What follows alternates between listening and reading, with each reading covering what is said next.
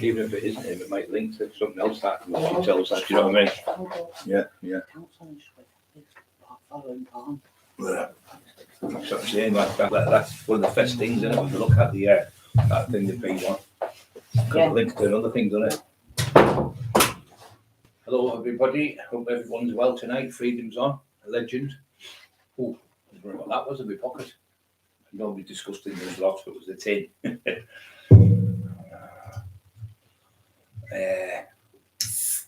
Amazing, the numbers there, couldn't believe it. I just put on, because usually what you do is you get like near the end of the month or whatever, you get like, your numbers every month, so you get like November's numbers in like say obviously no, I've got a couple of things there. You get November's numbers, and November's obviously at the end, so it's neither like say the first or something a month or a second, and then it comes up and tells you how you've done that that month. So I was just looking through last night, I was having a quick look through, and then it says a lifetime. So the lifetime means how long you've been on. I think it's 3 years, 6 months, something like that. We've been on 3 years, 8 months maybe. And I couldn't believe it. 9,556,444 something. 444 something close to the 10 million. Another quarter, I think maybe 500,000. It'll be 10 million people, which is absolutely unbelievable, isn't it? In that time. Now I said to you when I got baptised in the sea, and with Cal Valley, great lad, and Tony Grange, Emma, Bobby,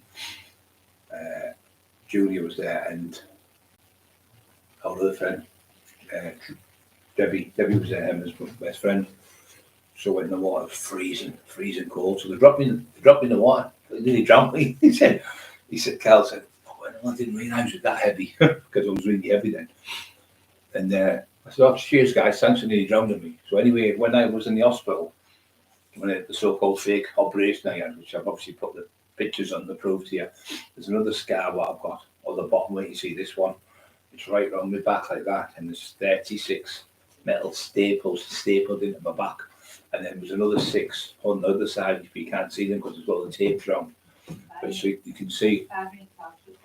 So you can see clearly what the horrendous how bad the operation was. It was over 100 stitches inside and out of my body when I won the second one, and the first one I had about 60, I think it was 60, 70 on my neck.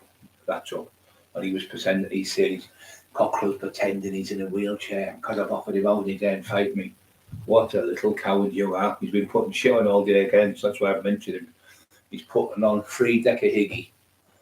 3-decker higgy. Round the fucking bend, and he's totally round the bend. But it just shows you he is linked with him. I told you he was best friends with him, and I told you that time when he was on the bus to Newcastle when he weaved the bus. And he said, look, I'm going to be late. He said, well, I can't help it. You've peaked the bus.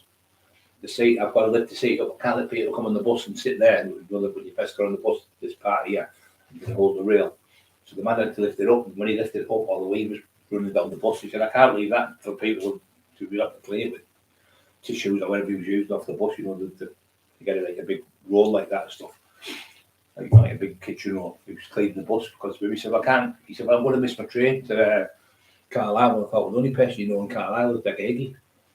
So obviously he's put out today 3-decker higgy, so he must be in jail. Whether he is 3-decker higgy, Brian Cockerill, round the fucking twist. As if to say, I've got him in jail, it's round the fucking bend, totally round the bend. Don't spam. Hi everybody, I'm going to have this one on the live. Twitch T Biscuit 78, hope you're good, Brian, and hope people, yeah, I feel really good, training really good, it's getting strong as a bull now. The weight's flying back on, the tan's coming back on, as you can see, and yeah, it was really good. Been boiling over here today. I stood at the window with my top. So I sat on the bed and the sun was belting in my face. It was like that yesterday as well.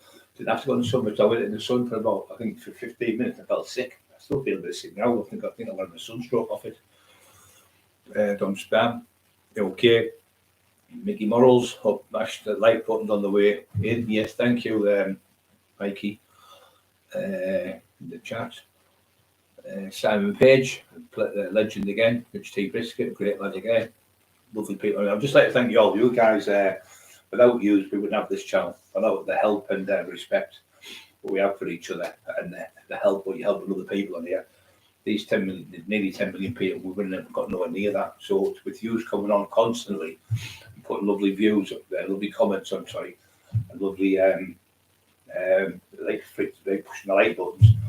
It's amazing. So more people are seeing all the like buttons getting pushed all the time. So the more people see it, and there's loads. There's 85 new members come on in the last 40 hours or something.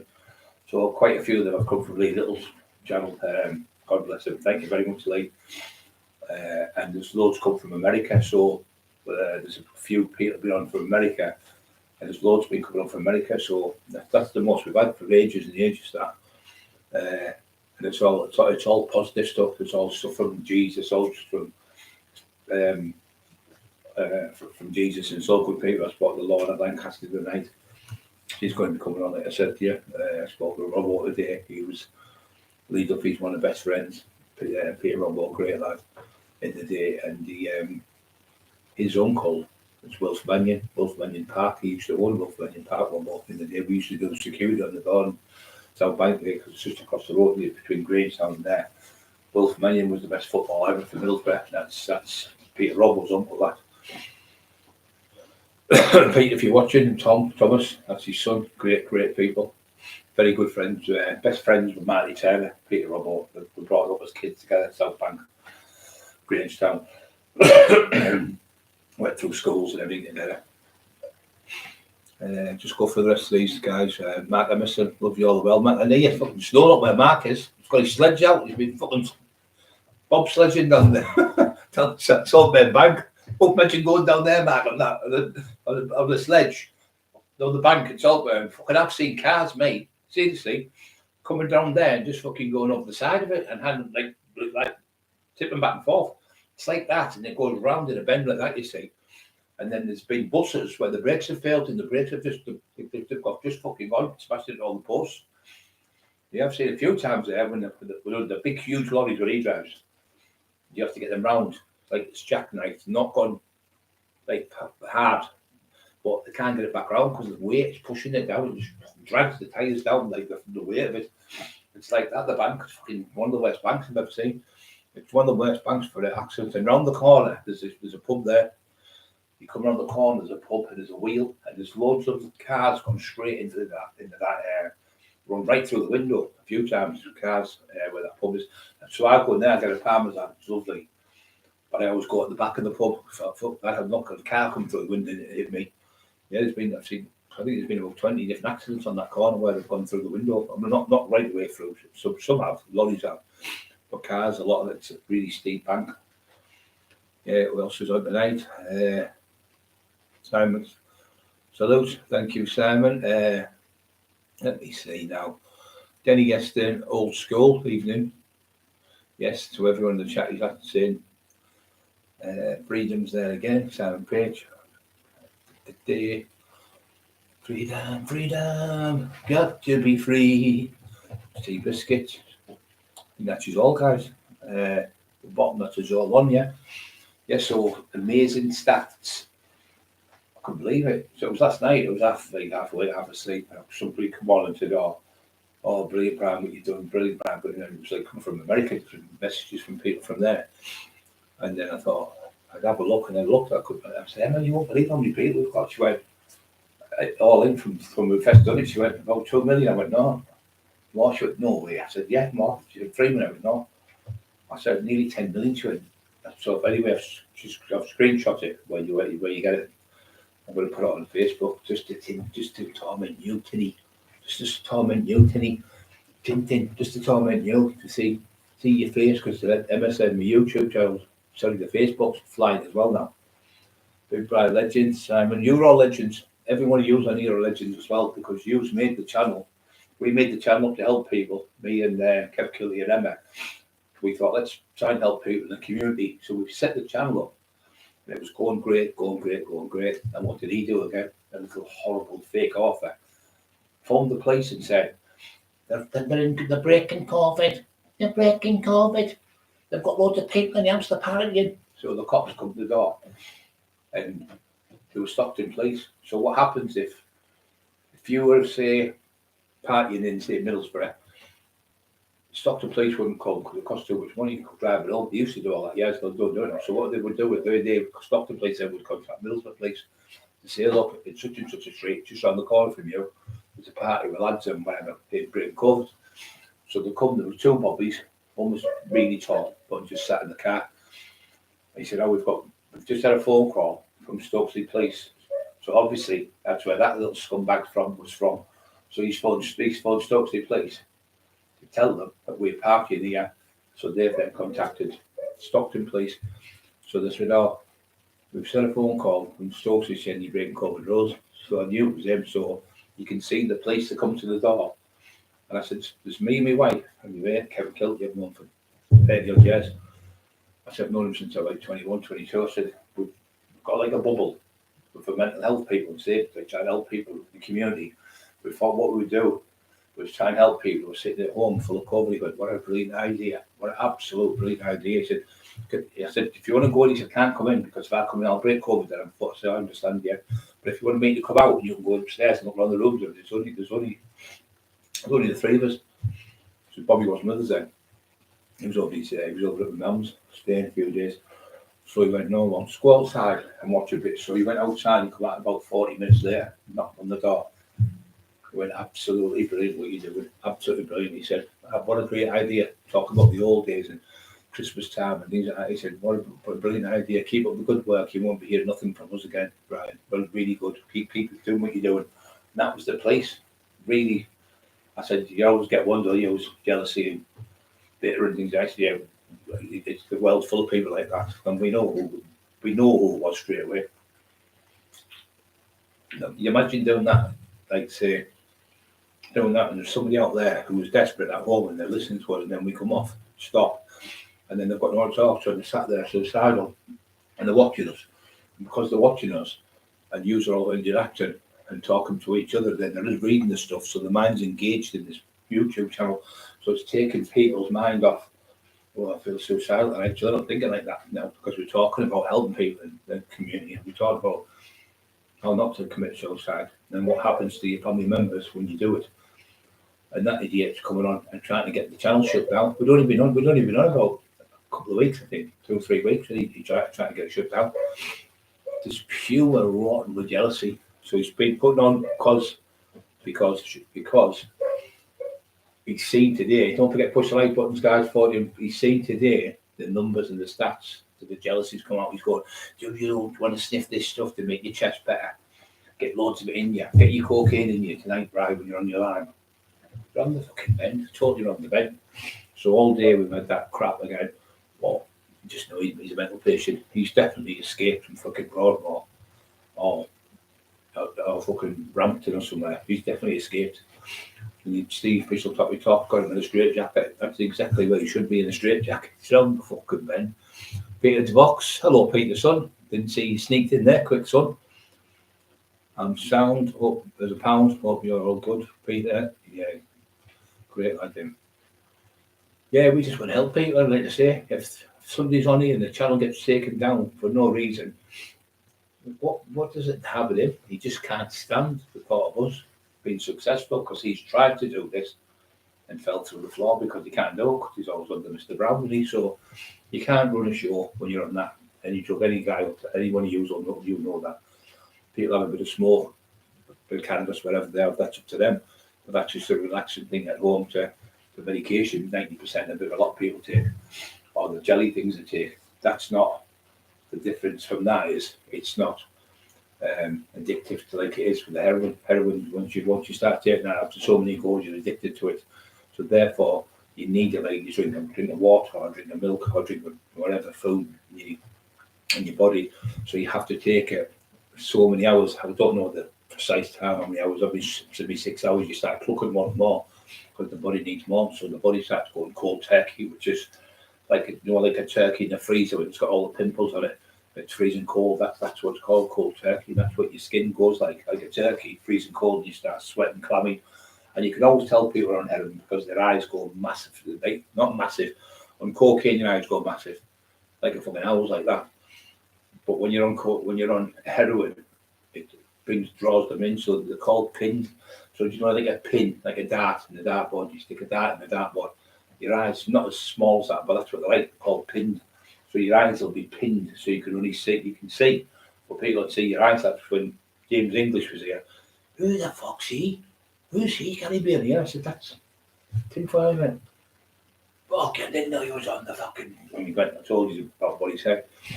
So, absolute fucking lunatic. So you can't run a channel and you can't go. And the most worst thing was, he had a great chance with me. He could have been with me now. We could have been doing all this. Could have been doing the movies. Could have been doing all the new things I'm been doing the next few weeks. It's going to be amazing the things we're doing. But yeah, the Americans have been non-stop. People, because they know who the bodybuilder is. You know? And no, I'm not fucking telling you. Yeah, I've been back on the phone. Yeah, definitely coming on. Just waiting the times and dates because of the night and day type of thing. So that's definitely going to happen. That one of the best bodybuilders that ever is. They're all thinking, what's he done about it? It's also exciting. When you see him, you're like, fucking hell, have you got him? So that's it from now on. We're going to start getting. And the other one was Matt Legg. He was the other one. He said, I don't want to do a podcast, but I'll do it with you because Lee Work. He said, I could trust you. Norman Buckland. He was another one. Did it with us. So all them top people I've had, all top celebrities like Savannah Marshall, world champion, heavyweight champion. Now I think she's the middleweight champion. Phil Taylor, best dart player ever lived. This bodybuilder, one of the best that ever lived. Won multiple, been in the Olympia, ranked really at the top of the Olympia as well. Massive bodybuilder in the sport. Really good. Everyone likes him. Plus side Mark. The box jealousy green. Yeah, that's exactly what it is, mate. The same thing as the Lord says that. He says, jealousy is the jealousy in the Bible, everything. He's got it in an abundance. So what you do is, like Kim Kilty said the other week, and a few other people have said, just keep doing what you like. Use the Wall Street saying, just keep doing it, Matt Emerson and all the others, the freedom, all these. The more successful we become, the more people we get on, the more jealousy it's eating them away. And he sat there, like fucking fuming sat there because we're doing well. But we deserve to do well because we're helping people. And we deserve to do well because we put all the fucking work into it. We don't just sit there and go around the corner and back on a bit of brown or something, or smoking whatever shite he's on. We're there all day. I'm answering questions all day on my phone. I'm answering people. I'm talking to people from America. I'm talking to people from Australia. I'm talking to people from New Zealand. All the time, different places. Another 3 people have been on in the last week. Suicidal. We've talked them down and they're back to normal now. So a couple of them came on. It was off Lee's channel. Came on. They were really bad. Got them right now. They're okay. So saying without you, we wouldn't be here no more. So when you get them messages, you've got to answer them. Because if you don't, and something happens to the person, you never forgive yourself. Sometimes I was on the phone to a lad from America. He was going to kill himself. His dad had passed away. His girlfriend finished him. He was on his own. He lost his job, and he was just suicidal. And he phoned me from England. Originally, I know him from this area. They went over to work in the American football industry. You know, in the schools where they have it in schools, like big schools. And he's like a coach and a physio, just like that. He does that in his colleges. And he was just gone. His head was fried. So he was on the phone about 4 hours to me one night. And in the end, he was okay. And the next day, he phoned up. He sort of like had a few drinks and stuff. Phoned up next day. He said, I can't believe you helped me. He said, I wouldn't be here if it wasn't for you. I was definitely going to take my life last night. Anyway, I talked him back to normal. And now he'll contact me every now and then, see how I am. And he's always grateful. But the good thing is, that's not me doing it. It's the Lord Jesus Christ. It's only since I've turned to God, I'm getting all these massive rewards and doing good things. Everything's coming around now. So what's happening now is the Lord says in the Bible, vengeance is mine. I mean, the amount of people, you know how many people I know from all over the world who wanted to sort him out, and young lads who wanted to bash his face in, and people want to go and drag him out the fucking house and boot him all over the street, or run him over in the fucking street in a car. There's that many people wanting to do sort of things to him right now. Just leave it. He'll get his just desserts. And that's exactly what's happening now. Everyone knows. The great thing when he was doing it, people were, I can't see him going up against the taxman. The taxman must be bullying him, he must be bullying him. Then in the end, people realised, fucking hell, it is him, it is him, it is him. It's just come like a domino factor now where everybody on the page now, although it's him, every single man and his dog. I mean, there's that many people come on, and that bullying people, that's when people take their lives. Really bad bullies. No, it's not Eddie Hall, he's not a bodybuilder hanging on. He's a powerlifter, world's strongest man. I'm not telling young man orders, you can go piss off the lot of you. You have to wait. It's like Christmas. You wouldn't get your presents of your mum and dad, would you? 20th of December. You're going to have to wait, kids, children. I'm not telling you. No, the why I'm not telling you is because that fucking idiot. He gets on the pages of the people I'm getting on and go, dang, Brian's this and Brian's that, and Brian will constantly troll that person. He's fucking insane. So I'm doing it not to be nasty to you. I'm doing it to save the lad who's doing the podcast with us. He did it before with another one I was going to go on. And he bombarded him all fucking day. And he said, but I can't do it, Brian. He's trying to drag me on the fucking bend. He keeps sending me message after message after message. So I don't say there's no one else.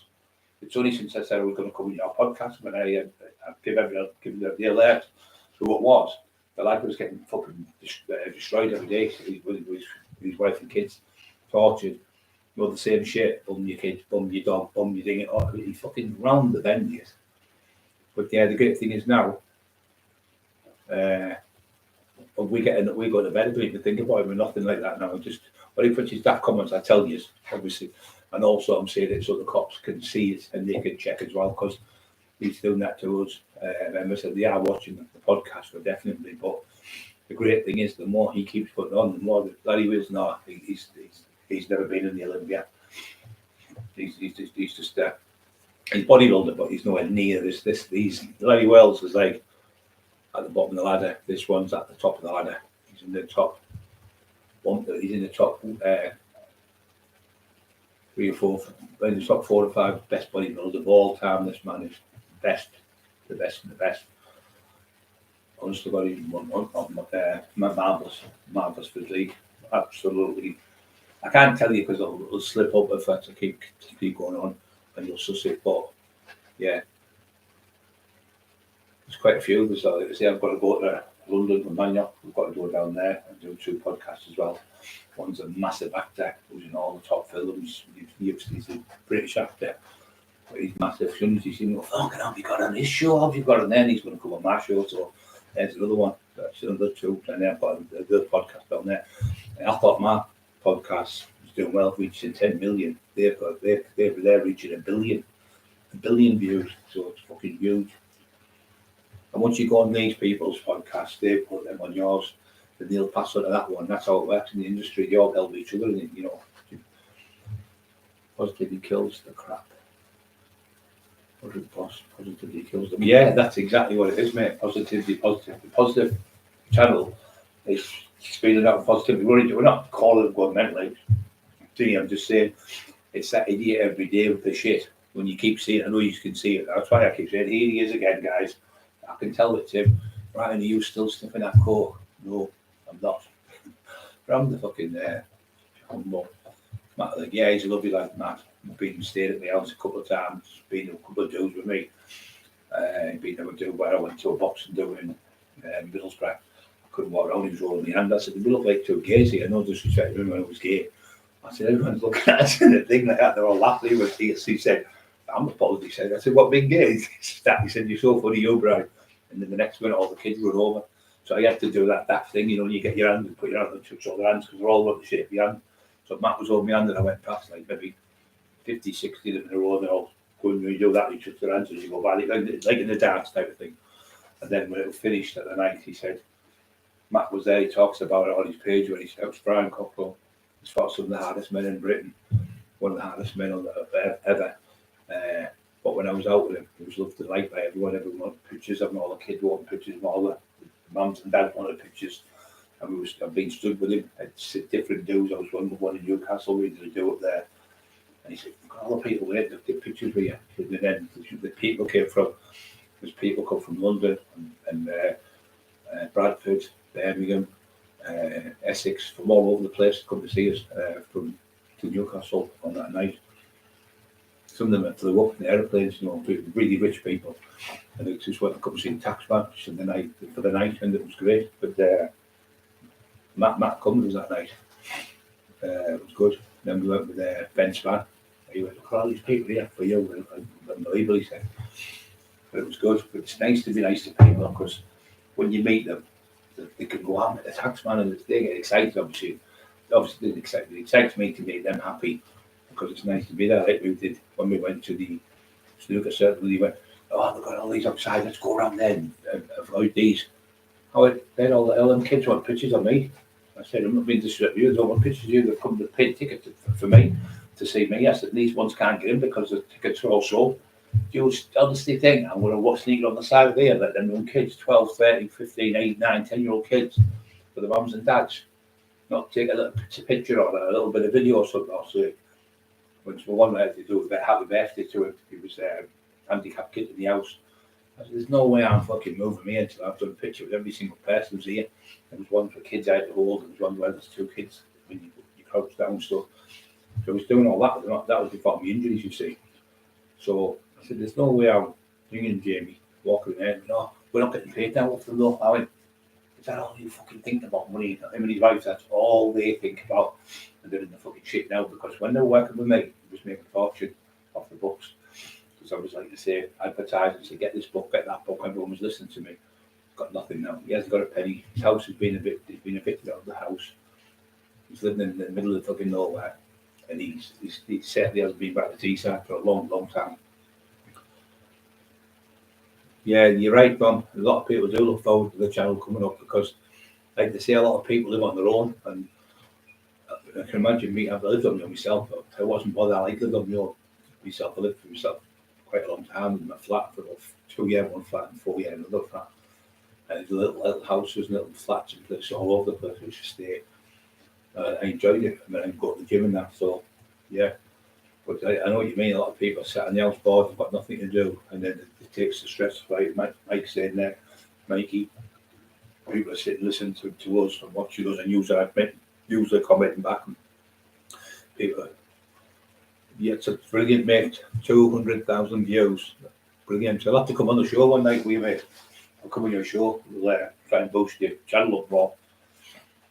That'd be good. Yeah, it'd be good there. I mean, that's brilliant. Yeah, you'll get there, mate. You get there in the end. It's just, I mean, you feel like sometimes you feel like you've been stood in mud type of thing, where you're not getting any further forward, but then it just boom, a valley of people come on and you just keep going. But yeah, it's nice just to help people. You got to remember, when you're doing it, you're helping people in the community, because you get letting them listen to you. If you've got a channel and people are tuning into it, no matter if it's 20 people or 10 people or 5 people, you're still entertaining people. You're still giving people somewhere to go for solace a couple of times a week if you're going on. And people are on there, and when they're watching the shows, they're not depressed, because you listen to your voice, and they're listening to what you're saying, and they're listening to your advice, what you give them. And then other people come on and say, keep going, mate. So somebody might be down, and somebody will come on and go, Tommy, keep going. And another one will jump and go, yeah, Tommy, you keep going, mate. We're all here for you. And then you feel like, well, it is a family channel we're on. So when you're all banded together as a bond between you all, none of us ever get bullied on here, because straight away it'll be Timmy B will be on, or Dom will be on, or Positive Vibes, whoever's on, Freedom, Mark Emerson, Ramrate 69. So how are you doing? Just seeing you come in there. AS from Wales. I hope you're okay, mate. It was sort of fake account. Yeah, so I'm buying a coffee. Yeah, if you can buy a coffee, no problem. I'm fucking sat here free. You can buy me 2 or 3 if you want. I'm binding these up. Push the like buttons, guys. Yeah, come on, guys. There's only 19 like buttons on the right. What's going on? What's going on? What have I done to you? What really happens is, I don't get loads on one go in the night, but through the night, people from all over, like Australia and America, and all over the place, Ireland and all them places, come on. And by the next day, there's about 12. By the end of the night, about 5 or 6, 7 hours, there's about 1,000 to 1,200 people been on.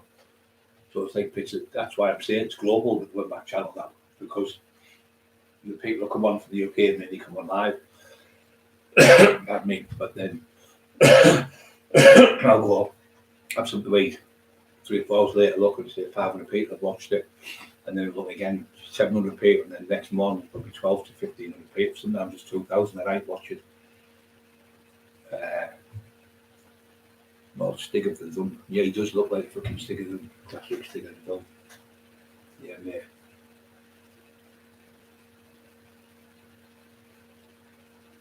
Yeah, the watch time, that's what you've got to hold. You've got to try and hold on when you're doing your lives a little bit longer. Keep captivating them, but then think of something what people would be interested in talking about, or what you know about yourself.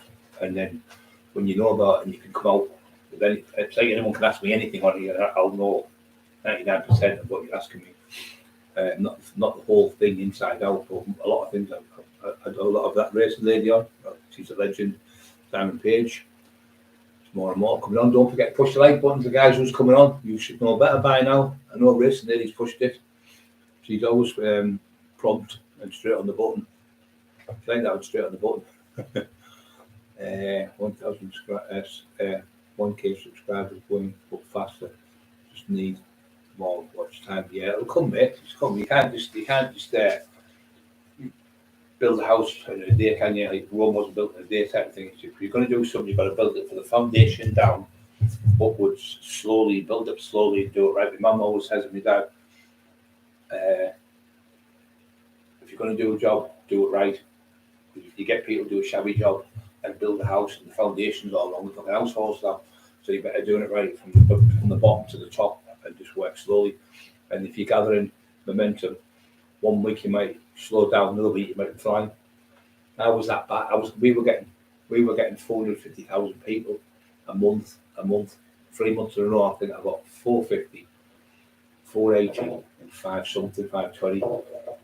To be honest, it was too hard. It was far too hard to do because fucking 450 people to answer, in the month. Fucking hands were killing me on the computer, and I was up 7-8 hours answering everything. I always said, I'm on tonight live, but just to let people know more. In case they miss it and forget, and it gives them a little reminder. I'm on 7 o'clock, whatever. But Wrestling, you're a legend. Thank you very much. Smash the like buttons. Ram Raider is telling you. Bro, loyal, yeah. All one here, freedom, better, bro, loyal, yeah. Loyalty is the main thing. If you're loyal and you've got respect and you speak to one another and you say, look, if somebody tells you something, you must keep that yourself. You can't divulge that. When I talk to people suicide and stuff, I never ever tell them. I tell the story about them, I never mention the name. You can't do that. So you've got to keep that, but you keep that on your hat. Under the river, what's that? What's that, Martin? Under the river. I must. Paranormal stuff. Who the person who likes the paranormal stuff? I like paranormal stuff. I like the alien stuff. The alien stuff's come out to be true now, isn't it? All in the years that Buzz Aldrin said when he was on the moon, when he was supposed to be on the moon, he seen a spaceship up there, and they were told not to say nothing. I need that there. And Armstrong, one small step for man, one giant leap for mankind. He said he'd seen aliens up there as well, and he never come out of the house for years and years and years. He was another one who never come out of the house. He stayed in the house. He was really close. But Buzz Armstrong did say before he died, I did really see alien, and I did see a spaceship when I was on the road. We've seen it as clear as day, he said. And these are now coming out with these new ones. The Pentagon has come out and told the truth. Yeah, they do exist. We have seen them. We have had contact with them, and we've been having contact with them since the early 40s. It was called Operation Blue Book when you opened it, and that was the American president, and it was Winston Churchill. They opened it up, Operation Blue Book. It was called to find what it was called was a farmer see this object flying, and he called it. He said it looked like a saucer, and that was the very first one. It was in the 1940s, and then Roswell happened. I think it was 47, was it there? And there was a crash there in Roswell, when it was construed right across the field. And that poor fucker was a captain. He seen it and he recorded it, and he got a piece, it was like a piece of tinfoil, like metal, and it flew in his hands, and his kids were there and seen it, and it was flying like that in the living room, and he bent it, and then they tried to burn it and cut it, and they couldn't move, and just he scrambled up and it just went back to normal like that, like just pure glass. It was like tinfoil, and he was ridiculed for years, that man, and now they're coming forward saying the scientists, this proper ex-military, there's congressmen, the MPs, everything in that, whatever we call them, they're coming forward and they're admitting that they've seen them now. But the thing, the footage where there's one, it goes from 0 to 5,000 miles an hour in 1 second. We've got nothing right now on this planet. There's only them can do that. And now they're saying what they've done. They've not just reversed engineering. They've also worked out how gravity works now, because something's flying at the speed of that speed, 5,000 miles an hour, would just crush you. We would crush to pieces. So they must have definitely got the gravity, how it works, because they must have something where it stops them crushing them. We haven't got a clue what it is. The mathematics we've done, we can't do it.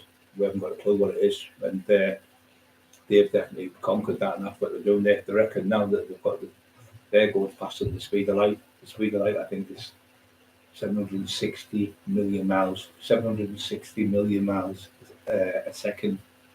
I think it is 760 million miles a second. Fucking ridiculous.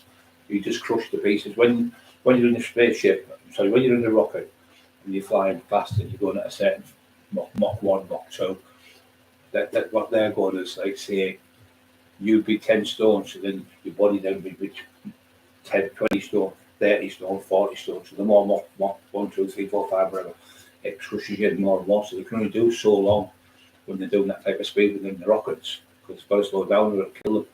So that's what it is. They've somehow mastered.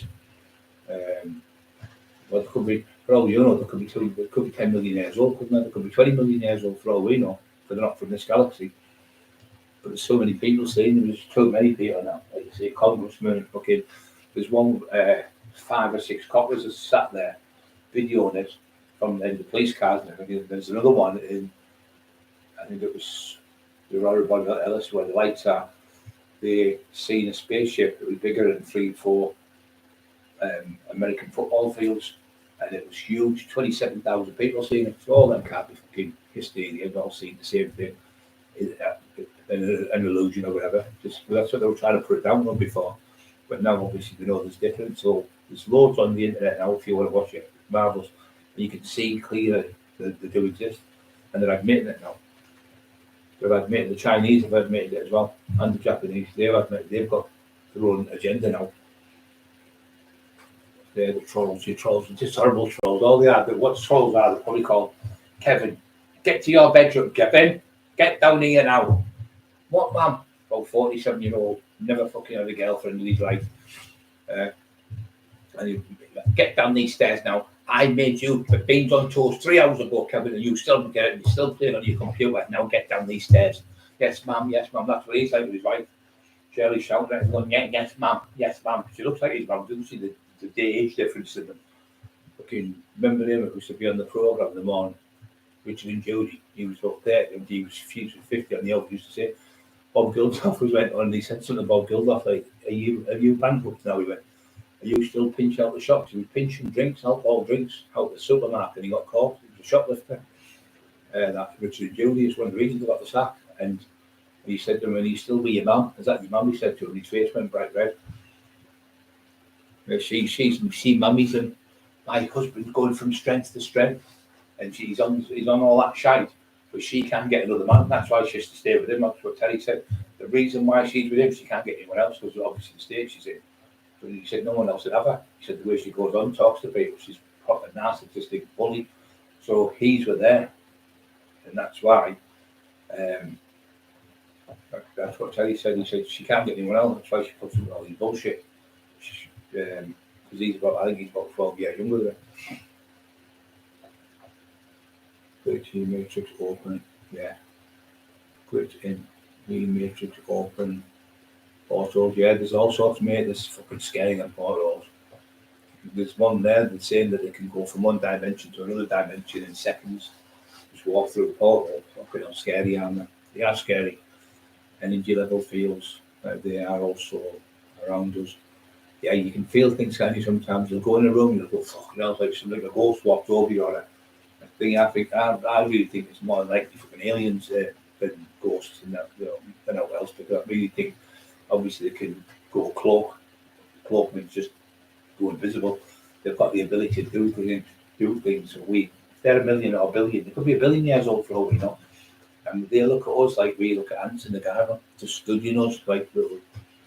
I think we're all come from alien, and I think something's happened where it's landed in here like an alien spacecraft millions of years ago, whatever, or hundreds of thousands of years ago, and maybe the DNA's fell into the sea off them like that film Prometheus. There's Prometheus, and he stands and it falls the DNA of the alien into the sea, and it creates the start of life. So it's really, the theory is amazing. I think it's really good, that one.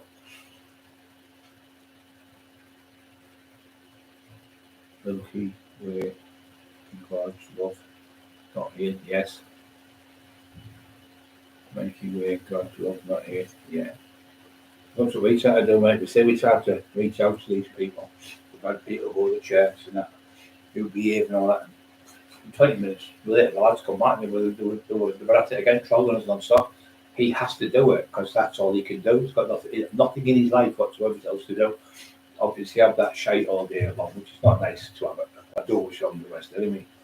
But when you're on that, your mind's completely altered. So different. You think different because it's a mind-altering drug.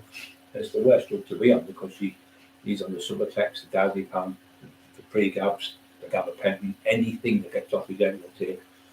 And when you're on that, you can't reason with someone because they're mentally ill with the drugs. They've got mental health issues. So when you take that every day, you get addicted to it. Some people have been abused and stuff.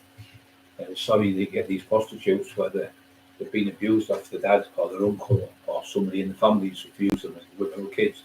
So they've gone on drugs and cannabis to try and forget what happened in the past. Then they say, I'll go on the heroin, and they start the heroin.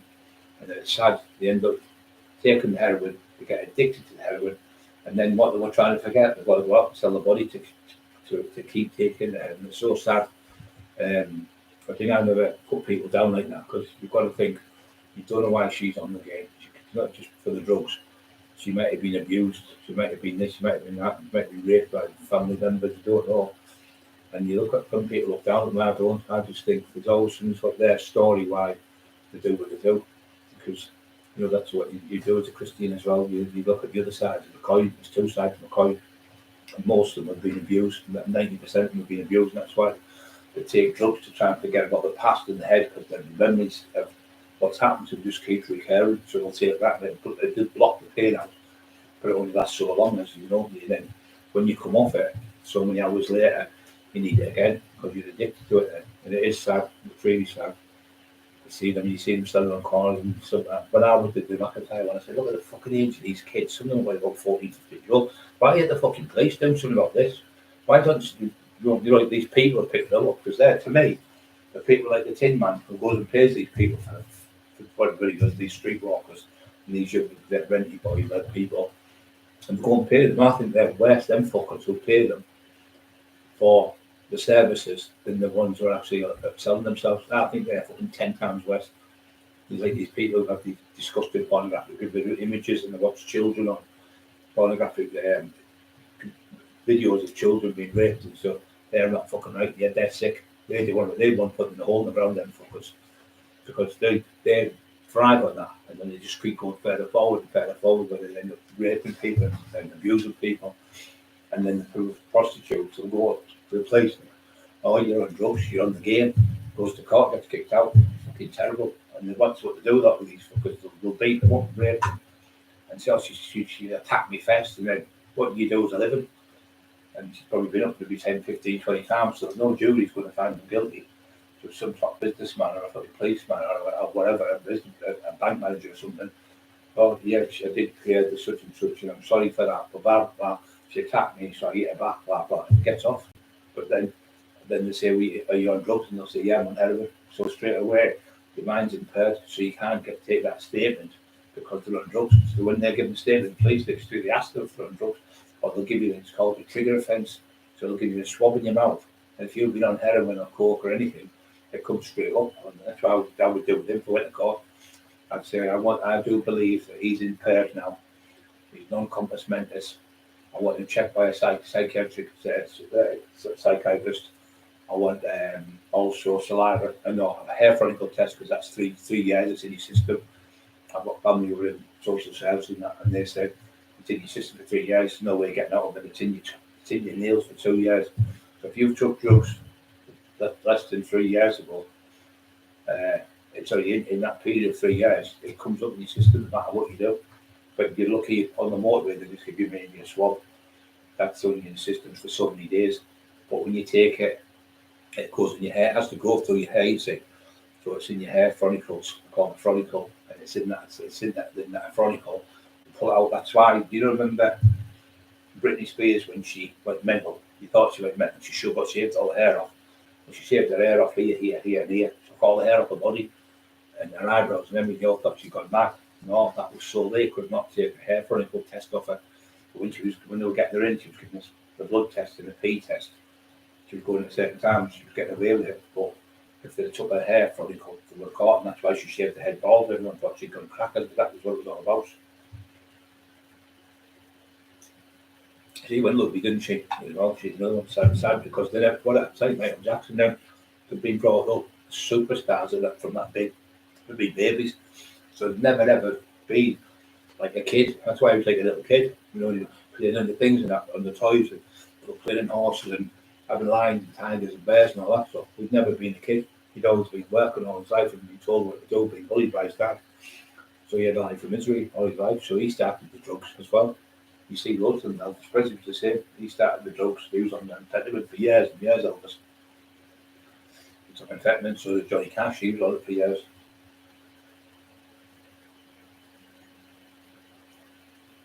But it's not nice. It's not nice. I say I don't wish anyone on it, even a kid man knows you get off it, go and get help. And yourself and say, look, I need help, I need a psychiatric evaluation, I need looking after, I need to get this stuff out of my system and do it for your kid, do it for your own child. You've got a kid there who's only 16-year-old and he's seen you all your life on that shit, seen his dad taking that crap, collapsing on it, overdose on it, that book could see, and he's still taking the fucking thing in front of him. Just got no respect for anyone. I mean, imagine when we went to school and taking it, but I think it was about 100 kids in the school when we went, and he's in the toilets taking shit. The woman caught him, but she used to go to the raves where I had the eclipse, and she used to go to the Fillmore's one where Mark's from, but that way, and she was coming into it. She's taking cocaine in there, she's taking powder off the top.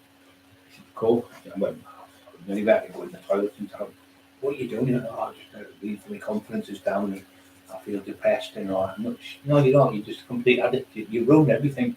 On the show, and that was the Jimmy O, the Jim David from the Scottish lad, James English. So embarrassing. When you've got your kids and they do something daft and you feel, oh, you've done all the kids embarrass you. It was like being out with a child. That the kids make wheezy self. Oh, fucking that's wheezy self. We'd have to get him for it. Did he wheezy self as well? Did he? Forgot about that. So it's like that. So you feel all different aliens, races tapped on there. I think so, mate. I think you're right, mate. I think they've been coming here for years and years and years, and I think fucking others fucking walk around bills. There's loads of aliens every fucking three-legged ones and 5 eyes with six hands. Fucking loads of them. But yeah, I think it's definitely a percentage of them that are already here. He said it, Stephen Hawkins. Watch his film. He's a genius. What an unbelievable brain he had him, and he fell over and he had an illness where he banged his head, and he ended up, I can't remember the name of the illness now yet, but it was terrible. But he got, but he was a genius, and he said, aliens, we do not want to be friendly with them. He says, because I really believe they will conquer us and they will take over. And that's what he thinks they've been doing for years and years, studying us. But if the government are coming out with bits and bobs now, but when you see that ship moving, that spaceship, and fly, they've got the normals. I think they'll probably do something for now. I can't remember what they would do. Maybe 1,500 miles an hour or something. The ones they've got, sorry, it was the Navy, sorry, it was. And they said, oh, we see them every day of the week. He said, there's not a week goes by, but we don't see a UFO. It's called something else now, unidentified, not flying object, something else, UIO or something it's called. Unidentified, something alien or something, whatever you call it now. It's a different, it's not called UFO, it's called something else, like an entity thing. So the main bloke is 67-year-old Steve something to call him. You put in there Steve talking about aliens, he blows your mind away when you see the stuff he's got. Congressmen have come through, generals have come through. Why would a general come through and tell us what the things are there? He'd just get the sack, wouldn't he? So they've actually now let them come through, and they're actually having a what's it called?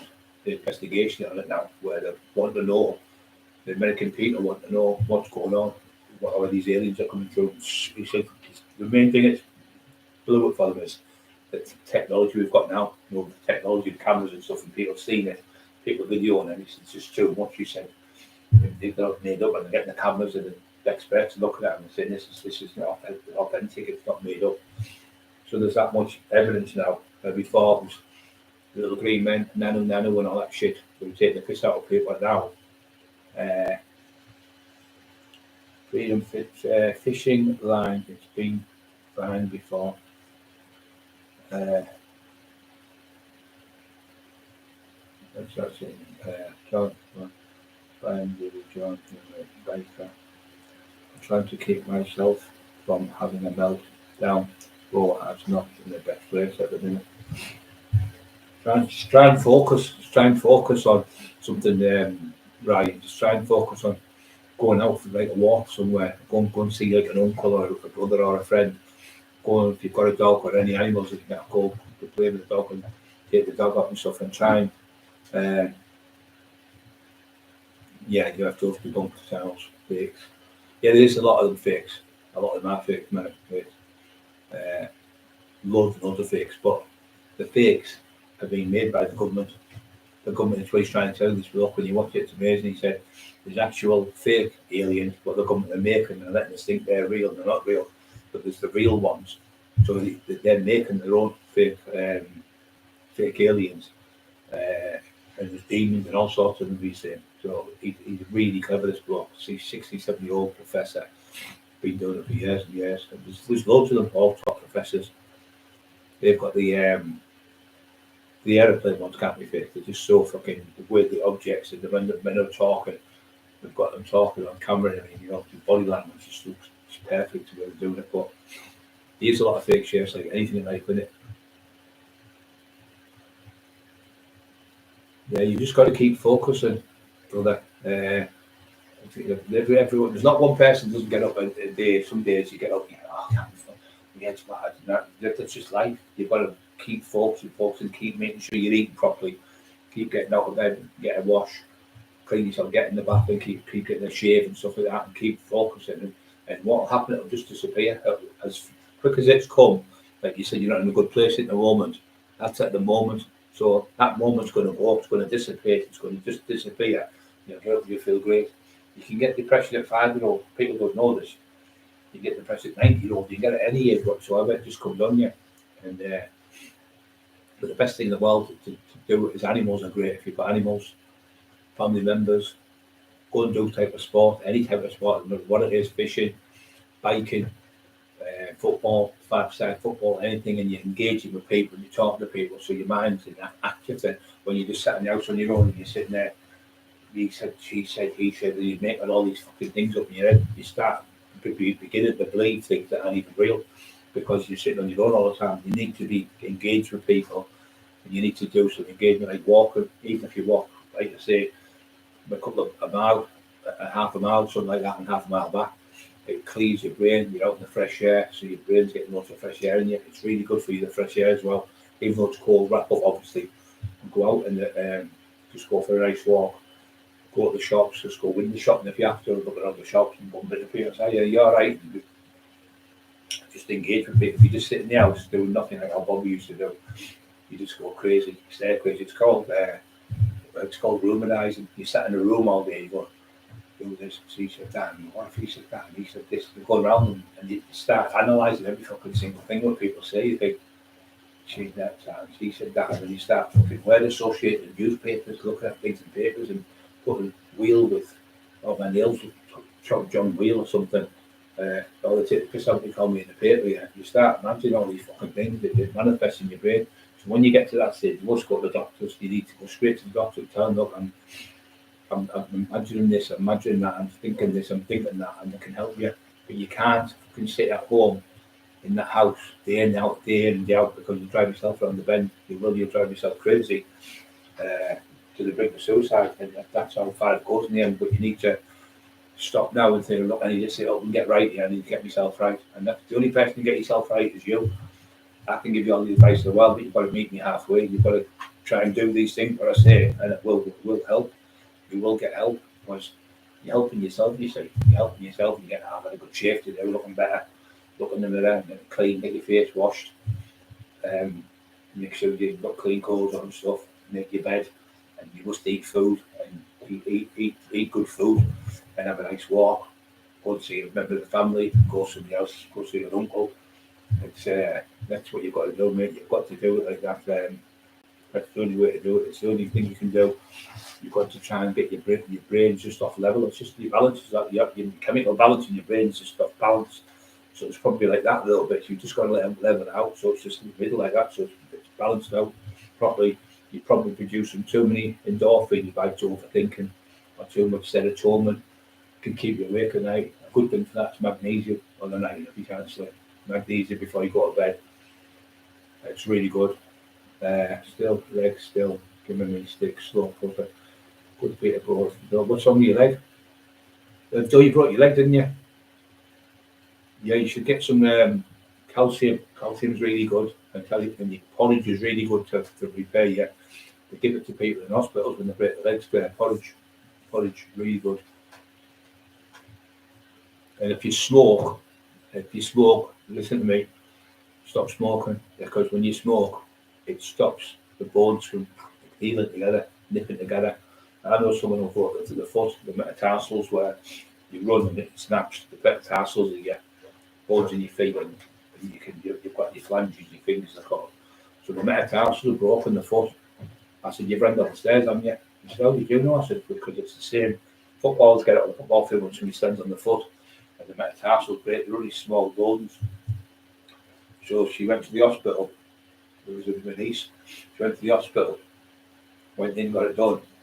And we went back about 4 weeks later, and it still had a mumble on. They said, do you smoke? I said, yes, he smokes about 40 fags a day. And he went, that's why. And I read up, smoking stops the process of your healing. It's really, really bad for your smoking. But it's the biggest killer of all time, smoking cigarettes. So we went through three people smoke cigarettes. 2 out of 3 get cancer, 1 out of 2 die. Fucking hell, that's it. And if you smoke, and you stop smoking at age 40, 44, is the age 44, 45. Within 3 days, your lungs will go back to normal if they aren't really damaged. So if you stop smoking at 40 minutes, this is how I tell people to stop smoking. Here's one from the tax man. Say you smoke 20 fags a day. You can't just stop 20 fags. So do this, have 20 fags today. Tomorrow have 19 fags. The next day have 18 fags. The next day have 17 fags. The next day 16. And all the way down that way every day. You just come off 1 cigarette a day. So within 20 days of doing it, you stop. And I've given it to thousands of people, and they went, fucking hell, it's marvellous, this idea. That way you're still smoking for 20 full days. So it takes you 20 days to get off it until you get to the end. Even if you do smoke 1 a day for another week or 2 weeks, whatever it takes you 30, 40 days, you're getting off it because it's less and less smoke coming out. You're less and less smoke in your system. You don't smoke as much. People just chain smoke all day. My mum used to. My mum stopped smoking at 75 years old. She's 79, 78 now. And it was me who got it in the head. I said, you need to stop smoking, that's why. And I went to the doctor and she was the same. Injured, she fell and broke her hip and her leg. It wasn't here. I said, because she's smoking 60, 70 rolls a day. I said, she does this, doctor, she'll make one. put it down her ear, and she starts making love, and she's smoking one, and she's like that burning fucking self for the other one because it's behind her ear, fucking non-stop making rollies. She's doing it now. Packed it all together. She looks younger now than she did 10 years ago. Yeah, ruminating, that's what it's called. Yeah, ruminating. Sitting in a room all day is when you sit there all day, looking in the room, look at the walls, you look at there, there's nothing else, so you keep looking at the same thing. You start looking at the curtains, you look at the curtains and you think somebody's behind the curtain, you don't your fucking imagination just plays tricks with you because you're not eating properly, you're concentrating on something that's not there, and you're concentrating on your full brain power is concentrated on the paranoia of being bad. Oh, is it right? Has he said that? Has she said that? Has she done this? Has he said that? And you sit there doing that all day long, and you end up having a mental breakdown because your brain just can't take it. It's called a fracture of the brain. It's not like it's broken with a hammer fracture. It breaks in two type of thing where you go catatonic, where you just can't talk no more. You just sat there like that and just going fried out body got like that. He went catatonic for about 6 months. I had a perception. I go to the hospital every day for him. But I got him back out in the end. He's been about 6-7 times now. So I know what I'm talking about because I've been in there, I've talked to psychiatrists and been with other family members who've got over depression and stuff. So it could just take you, like I said, that much the same. But I said you could go to the beach, to Salt Glen for the day. Lovely day, you've got your sandwiches, your picnic, you've got your bucket and spade, you've got all your kids are happy, everyone's happy next minute. Boom, fucking thunder and light and a big dark cloud coming and it pours away. That's like depression. That's exactly what it's like. It just comes at any time of the day or any minute, night time, daytime. It's got no preferences, and it doesn't give a shit about what it just hits you.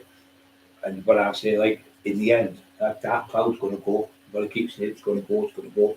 It's not going to be much longer. Brian's right. It's going to go. I'm going to get better soon. I'm going to get up, and all of a sudden the clouds will just dissipate.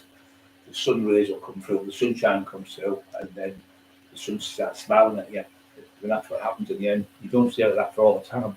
You could, a lot of the time, you don't because you're making yourself bad by saying, I'm going to be bad today, I feel bad, I know that I'm going to go out today, I'm paranoid. So because you're telling yourself you're paranoid, you start being paranoid. Your brain does, your body does what your brain tells it. So your brain then starts getting you in a program where every day you go, I'm going to be paranoid today, I'm going to be paranoid, I'm going to be paranoid, I'm going to be paranoid. I have a friend called Steve Norton, who's a clinical psychologist, really clever man, just like a psychiatrist, really clever lad. Taught me loads of stuff. He said 99% of people have panic attacks, brainwash themselves by saying, I'm going to have a panic attack. I'm going to have a panic attack, today I'm going to have a panic attack. I'm going to have a panic attack. And because you keep saying it, your brain says, right, your brain doesn't know the difference like flight or fight. So the brain goes into that mode. And all of a sudden, and then what happens is then you start breathing, the oxygen goes back to front. Instead of breathing the oxygen in, you're breathing it in, but it turns into carbon dioxide. So you're breathing the carbon dioxide in and oxygen out. It's called blue blood and red blood. So you breathe the blue is dead oxygen. So it goes the opposite way around. So what you've got to do is get a paper bag, no matter what it is, and breathe in slow. Breathe out, and it goes back round to where the carbon dioxide is going out, and then the oxygen's coming in your lung, because that's what happens. And you go into a panic attack, and you think that I was terrible. I was getting them, but I was getting them through my own fault because I was taking Valerie drops to get to sleep. I'm not fucking realising I was allergic to flowers. I was taking 60 drops. You're only supposed to take 2 or 3. I was off in brilliant sleep, and I wake up from these panic attacks. I went to the doctor. He went, are you taking any medication? I said, just Valerie drops. He said, yeah, but you're allergic to pollen. That's what's doing it. So I stopped and I stopped getting the panic attacks. I couldn't believe it. But when I got it, I thought I was having a heart attack. Couldn't breathe, couldn't get my lungs wet, because you panic, you don't care how big or strong you are. You panic and you think, what if I'm going to die? And you start panicking. Remember off The Sopranos, he was getting the stress. You can stress yourself out. Too much hard work. Now you've got to take a few days off work and have a rest if you feel like that. Fireman, putting your life more to fireman. Yeah.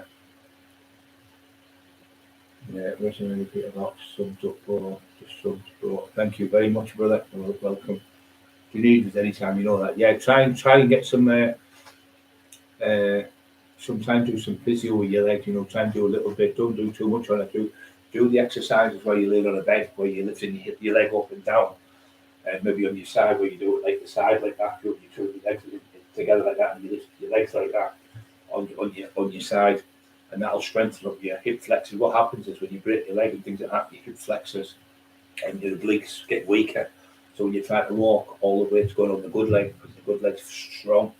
So them elastic bands are marvellous. You get them, you put them between your legs, and you can sit on the end of the bed and you just open your legs, stretch them. The bands, these are the elastic ones, not the ones, the little rubber ones, but and you tie them up, put them on your legs, and you can open your legs. And a lot of powerlifters use them for making them get themselves a better deadlift, because a lot of them hip flexors are really weak. I went on 40 key by this powerlifter. Said, if you try doing these elastic band ones, but no. You can do them across the floor, you walk across the floor, do them. And I went up 40 kilos within 4 weeks of using the elastic bands, just for me, the hips to get my deadlift up. I was doing 6.5, but I went to 8.5, and it was, I went to 805 pounds, I think I got to 3 reps.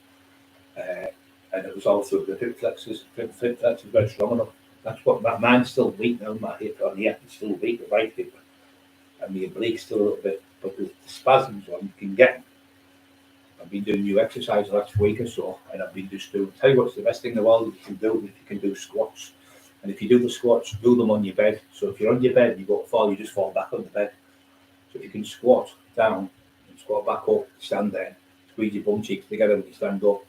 That'll help your it's called the gluteus maximus, which is the biggest muscle in your body, which is your bum cheek, and it goes all the way down the leg bicep on your legs. So them muscles there, they're engaged when you squeeze your cheeks. You can even do it in bed. Just lay there and squeeze your bum cheeks together and your legs together and squeeze them. And then you can put your feet out like that, and point your toes and squish your toes out and back down and squish your toes, and that'll strengthen your quads up. But you need to do them on the bed, because if you do them on the floor and you fall, you'll hurt yourself. So when you're on the bed, if you just squat on the bed and you sit on the bed, 1, 2, 3, and then just stand back up.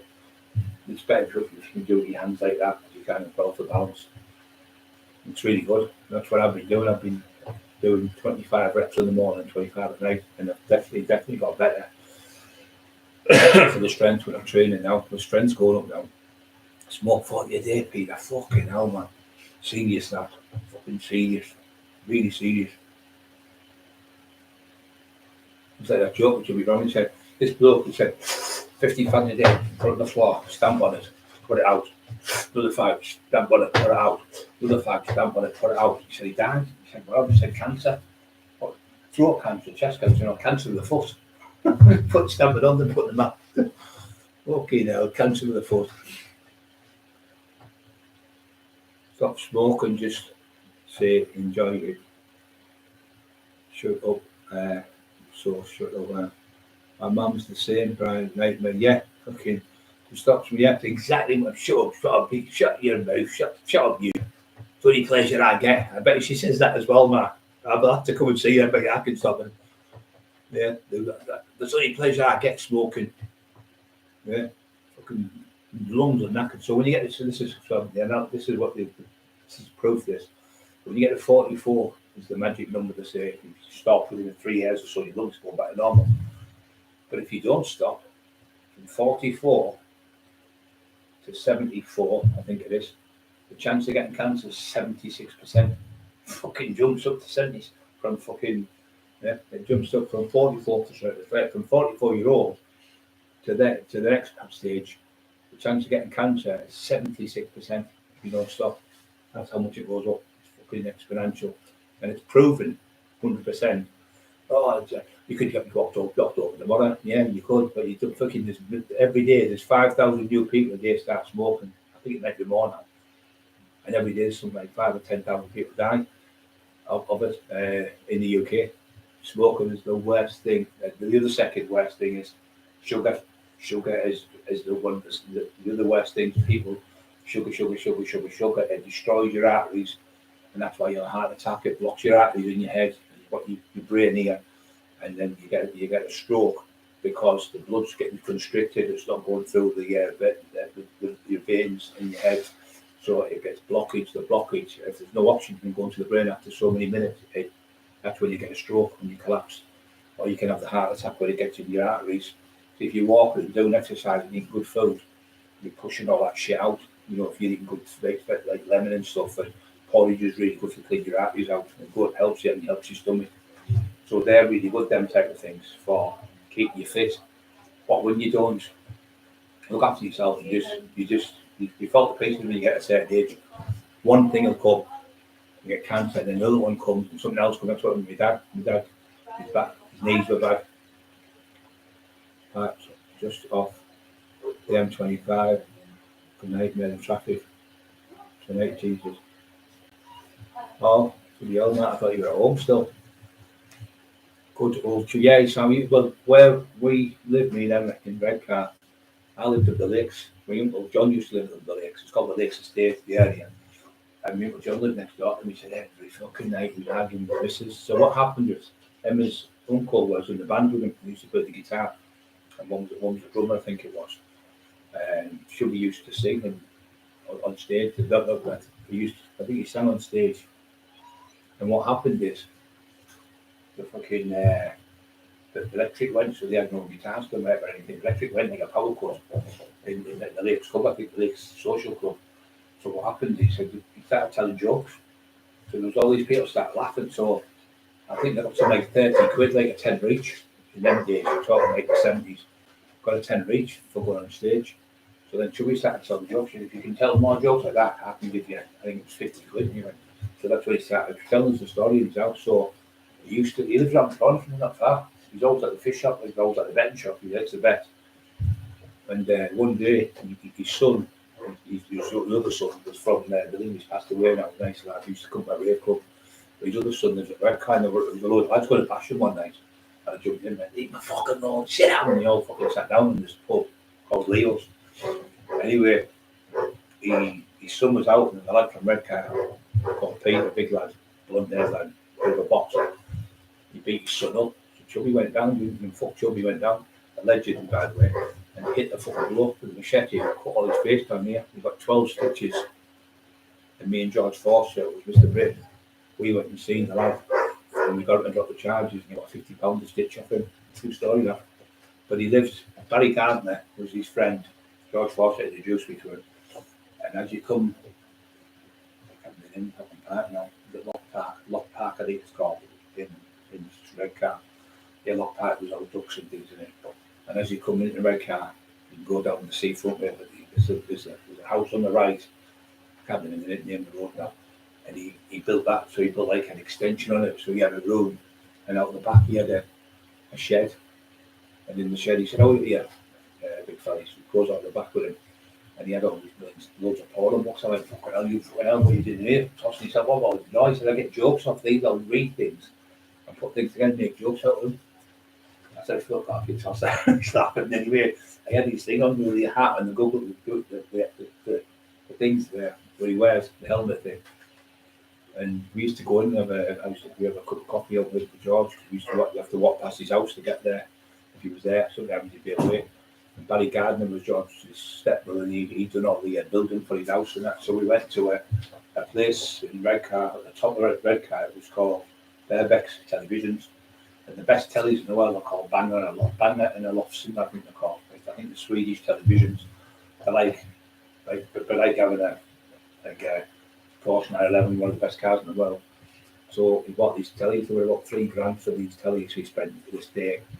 Anyway, he come to the gym, he was in the gym, we were training in the gym, me and George, and he started telling jokes. He was one of them steppers, and he's telling jokes, everyone fucking creased laughing. He said, we can't train me, we're telling his jokes all day.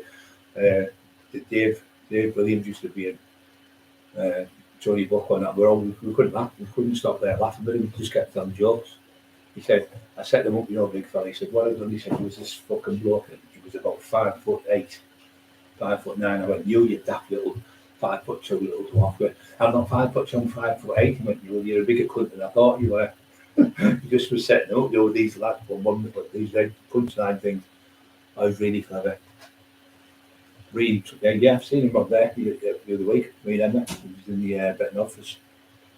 It's around the corner from us. But he's moved from Redcar to there, so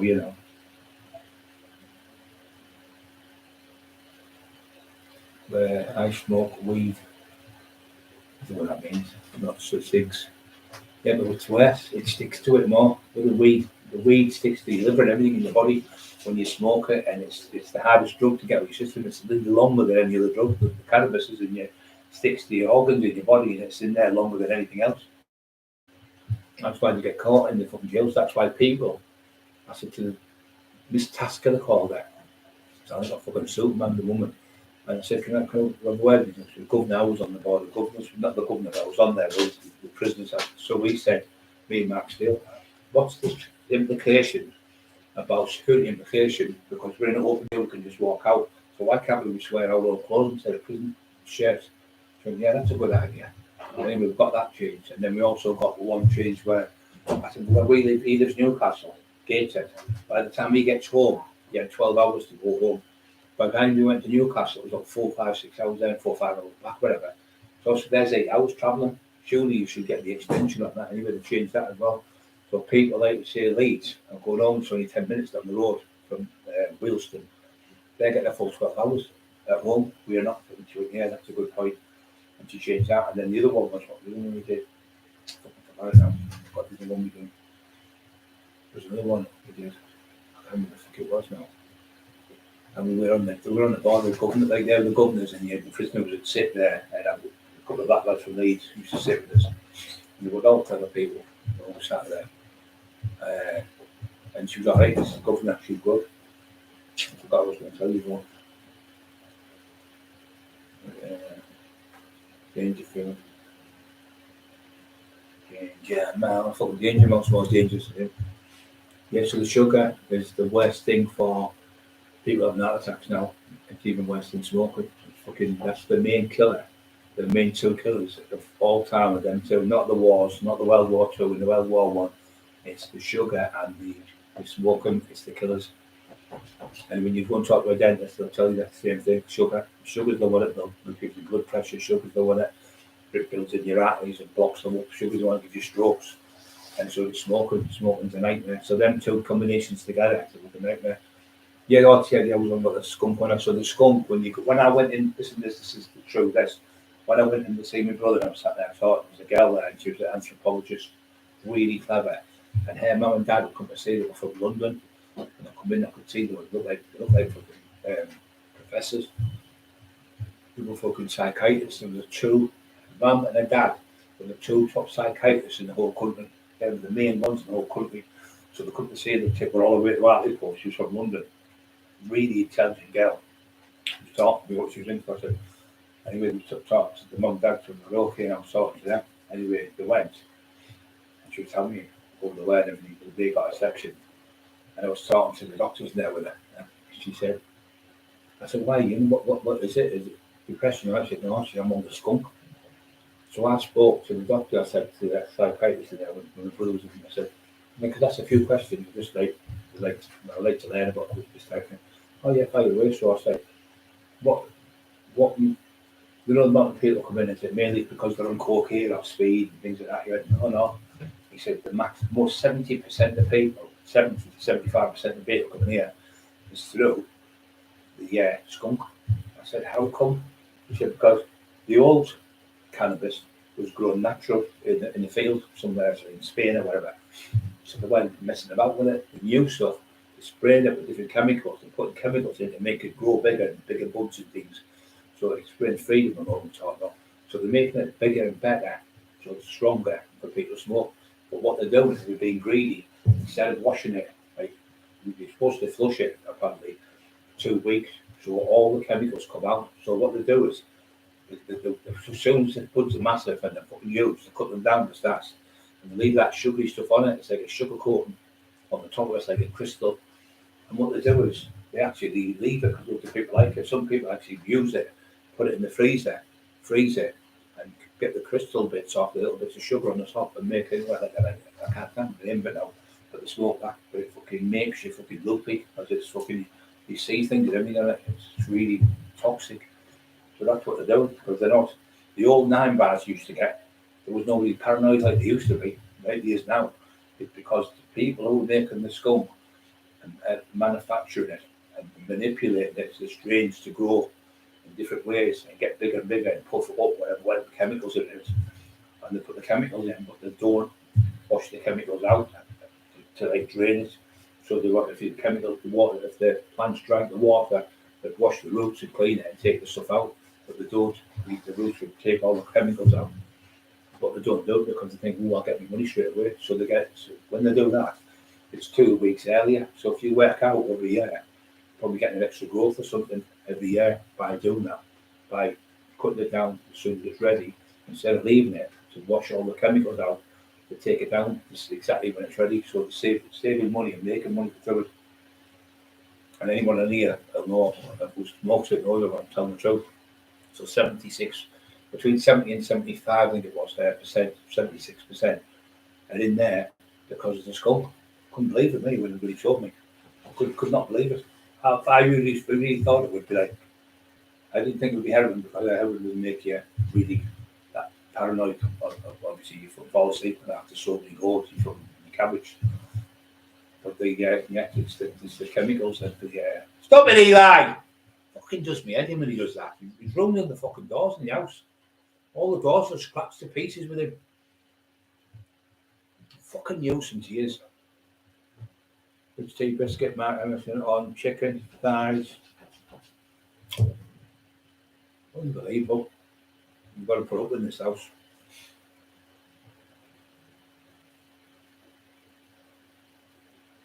Chicken bone, yeah, don't fuck off. Don't eat a fucking chicken bone, mate. Absolute nightmare. It's getting stuck in your throat. Fucking horrible. Horrible. There's been 2 people died over TGMs, I think it's called. And both of them have died on cheese, you know, that mozzarella cheese. One woman went in, instead of doing the hydrix manoeuvre, what you do is somebody's choking, you don't put the hand on the throat, what you do, you go around the back of them, you put the arms on the rib cage, where the stomach is here, and pull the band like that, and then they throw the stuff up. But they're really doing that, pushing hands on the throat. You can choke someone even more because you pushed it down, it's getting stuck more. So it's called the hydrix remover, it's called. And you just push like the diaphragm here and pull and squeeze in hard, and it throws the food up. But they were trying to get in the toilet and get the fingers in to get out. She choked to that, and then about 2 weeks later, the young lad choked to death from the same thing. Parmesan cheese, not parmesan, sorry, that mozzarella that said stringy. Choked, she couldn't get her breath in the toilet. She collapsed. Then they come in, rushed in, and she was dead.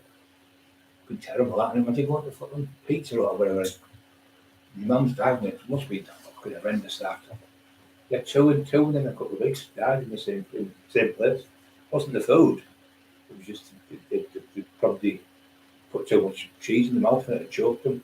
Couldn't constructed the windpipe, couldn't get no oxygen. They died. Terrible. Chicken tonight, having a break from drumstick. Funny, hasn't he? Drumsticks. I like the Kentucky. I tell you the truth. I don't know about you. I don't know if I'm imagining things, but I think the Kentuckys now taste fucking horrible. They taste like spicy, and where before were beautiful. We used to get them about 20 years ago. You used to get maybe more than that. You used to get spare ribs with them. You used to, maybe 30 years ago, we used to get spare ribs that was in a little box. And spare ribs just melt in your house. Main Jimmy parts. And Frank used to get them on the top deck. Nightclub in the red car. And we come out with them and go, I'd get a bucket, a 7-piece bucket for myself, with the chips and that. I'd have that for myself, and then I'd have the ribs. I'd take them off. Come beautiful, like no microwaves in them days. About 40 years ago, maybe. I was about 18, I think, yeah. Roughly 40 years ago. Me bunch, just have a chicken toast goes, eggs slide off. Everything, not too much butter on toast, cut the eggs slide off. I like poached eggs, mate. I think they're fucking class, beautiful poached eggs, just perfect. Can't stand them if they're hard. Fucking disgusting, you know, like hard eggs. The only way I can do hard eggs is I've put them in butter and munch them up like that, and then put the butter in and a bit of salt in and eat them. But I like the poached egg better. The yolk, it's a lot easier to swallow and it just tastes lovely. And there's nothing better than eggs. It's about 8 grams of protein in each egg. I used to work at the gym called the Chapel Gym, I was telling you before, boys, and I worked in there, and on a Wednesday and a Sunday it was like men and women, the husband and wife would come, and I got in these man and woman, like 30 odd years old, I was only about 18 at the time, I think, and they used to come and train them. They both got good body weights, and they loved it. So I said, "Oh, do you eat eggs?" I said, "Oh yeah." I said, "Well," he said, "Well, we eat the eggs." So I can get you. I said, "How much for you?" £1 for 30. Oh, so I used to get fucking 7 trays, so 210 eggs a week I used to get off them. I used to go down on my bike and I used to put them in a carrier, turn the carrier on my bike and hold them on the handlebars, walk. I didn't ride the bike because I brought the eggs. And I used to take them home. I used to have 10 in the morning, 10 in the afternoon, 10 at night, 30 a day I used to have. And that, because there was no protein drinks in them days, you were talking £100 for the protein drink, and it was fucking shit.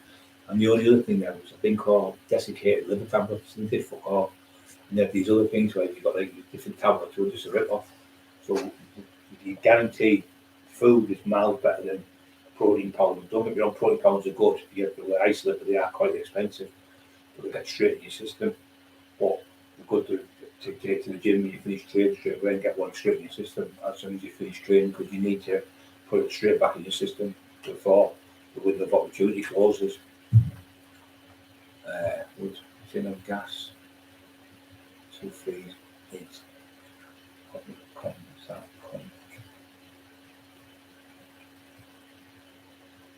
don't know, mate. No clue. Yeah. Yeah, so I used to get the eggs out of there, off this man. Like chicken farm where they have the eggs free range. And I used to get them and fucking put the weight on with them. And I used to come down and used to get a pizza. The margarita, I think. Margarita pizza I used to get on the 9-inch one. And then I get a 9-inch pepperoni one. I used to have 2 at the job when I was eating them with all. Because I was only fucking young. I was only 18, 19, so you can eat as much as you want when you're that age. You don't put no weight on. You just burn it off. I used to do about 10. I used to go where Mark from. I used to go salt burn that fucking nightmare and up the bank. I used to walk down the bank and walk up the other bank and then come back down. But when I was coming down the other bank, I used to just stop, and I used to have a red racer. The speed was fucking 30 a mile. That was so ridiculous. I thought, fuck this, I want to get killed here. So I just used to get off and walk, get up to the top of the bank, then cycle back to Redcar. I used to do about 10 miles. I used to get that restless leg syndrome terrible when I was young. When your legs kick your legs, they call it. Your legs just jump. Like you kick the ball or something, you jump in your sleep. It's like that. That's too much serotonin in your body. That. So I used to go out bed like mad to try and stop the pain. It's like something's crawling in your leg, like beetles or something. Or it's like you're punching your legs to stop the pain. And you get next day, you got fucking bruising in your leg because you got to punch your legs that hard. It fucking absolutely kills me. Nice too, lecture, nice. Wow. What ice washer with micro mesh, bringing from making hash brown. I bet you don't got hash browns there, right? Oh, hash, oh, for me, hash. Fucking hash. Every fucker's on that fucking hash. They're all depressed to fuck. Go to the doctor and I'm going to hear some, you want to put a big here.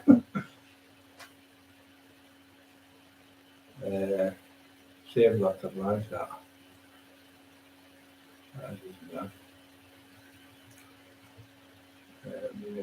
Tins of gas to freeze it out in country.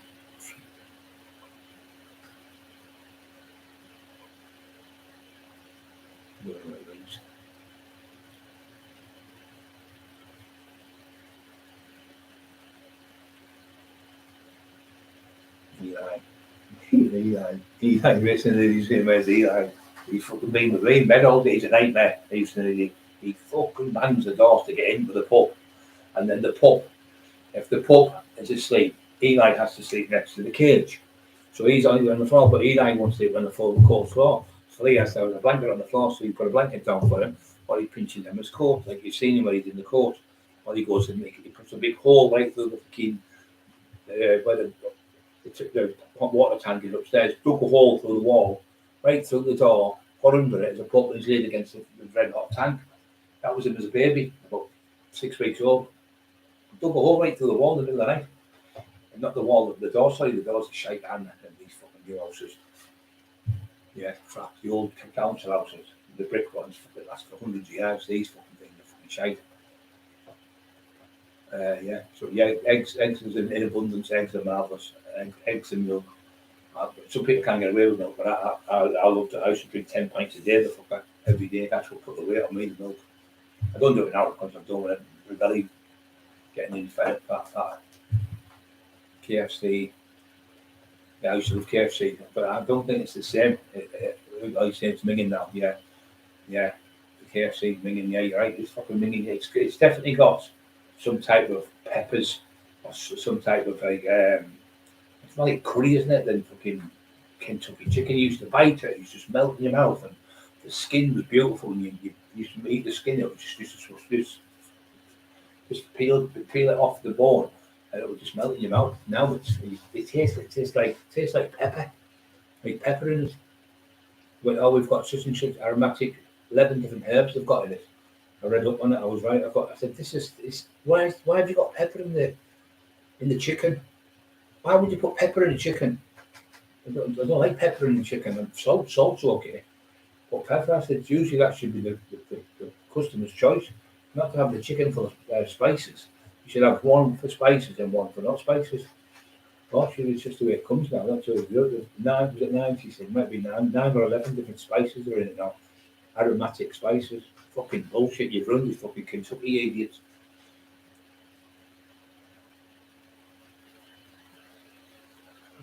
I love the Hulk, the Jews. Fucking class, wasn't it? Don't make me angry. Fucking these fucking big fucking plastic things was thrown all over and fucking class, wasn't it? Every fucking week. I loved it. We used to just sit and be amused bamboozled by it, the size of his traps and all that, and then I got fucking even more weight. I got bigger than him in the end. I was fucking 24 stone, I think he was about 20 stone. And my legs were like little skinny legs. I used to call me Angela ripping legs, because I had little skinny legs when I was a kid. And my legs got to 36.5 inches. Vulture measured my legs. And a few other people in the gym used to measure them. But this shows you, I was like a fucking about 7 stone when I started training. I was like a little matchstick. And I used to train 3 or 4 times a day, like a lunatic. I think the more you lift, the more you get. The bigger you get. I didn't have a clue, and I couldn't read and write properly when I was young. Because when I was at school, I didn't know I had dyslexia until later on. I went to a special school, and then they started learning me how to read properly and write properly, because the school I was at kept fucking killing me for not getting the spelling right. Fucking put me, stand on the desk like you fucking let me, stand on the table if you get the second one wrong. Fucking, I got them all wrong, and then the second fucking one I said to him, how do you spell JCB? He said. I went, I don't know.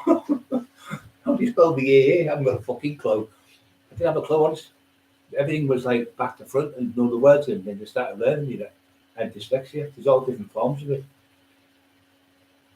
They thought Leonardo da Vinci was a genius. He was a genius, but he had dyslexia when he was writing. He would write backwards when you turned it around in the mirror. It was perfect. He was a genius. He was seeing helicopters 400 years ago. He would see IC flying machines, and he drew them all. The drones are on the drones. If you look at Da Vinci, the drones are actually there, helicopters and spaceships and flying machines and stuff like that. And that was 400 odd years ago, and he depicted it in a picture. And you can see all these different aircrafts and that flying about. He phoned them, make sure he wasn't any nut traces in the curry. Do you know what? There's a young kid not long ago, down the other week, with nuts. He went and got it. His mum bought it, I think. No, he bought it, and he got it delivered, I think. Or he went and got it, and it was some place he got delivered, and he died with peanut. Could you get peanut allergies? And it killed him. It killed the kid. So they're now saying that there should be looking into where they make sure that people doesn't happen again, like a second time. But the young kid, he was only a college kid, I think he was. I think he ordered it. I think it came to the house, and there was a peanut in it. Just fucking terrible, that, isn't it? People die of strawberries, don't they? People get that. People die of bee stings, alleged bee stings. People, fucking 400 people a year die by getting this doing that. Get the toast out of the fucking toaster. Don't ever do that, for fuck's sake. Turn it off at the wall, pull the plug out, and then use the knife. Don't fucking do that, I'm telling you. And don't grab the hand of it. If you ever see anyone like that, don't grab them by your hand, because your hand contracts. So you'll end up getting electrocuted with them. You push them off like your elbow, or when you go around, if you do like fighting, what they do is they go around the upper John was fighting for years in red car. And what you do is your hand, if you touch something like that, it'll constrict like that and hold, and the muscles will go, you'll be shaking like that. So what they do is they put the fist like that and go around there, whereas in the arm cadets as well. You go in, you put your hand like that around as you go around the wall to see if you're safe. And what else we did in the arm cadets? They get you to go on the floor, so that much gap, about 2 inches. The oxygen's still on the floor, so you can breathe on the floor on your knees.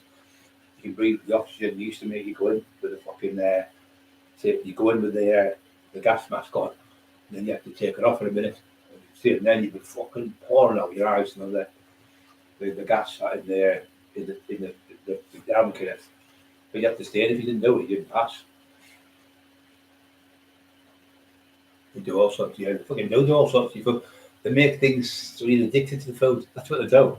They actually make you addicted to the food. So you want it, you need it. They make you addicted to food. They do. Yeah, everything fucking, even ice cream. Salted ice cream. What the fuck's that? Salted ice cream. Who the fuck wants salt on their ice cream? Salted ice cream? I went, what the fuck's that? Salt on your ice cream? You're having a fucking laugh, aren't you? There's salted ice cream, you know. No, the fucking pepper next one. Do you like some peppered ice cream? No, well, you're going to have to get some. That's all we've got. Fucking peppered. Salted, something it's called.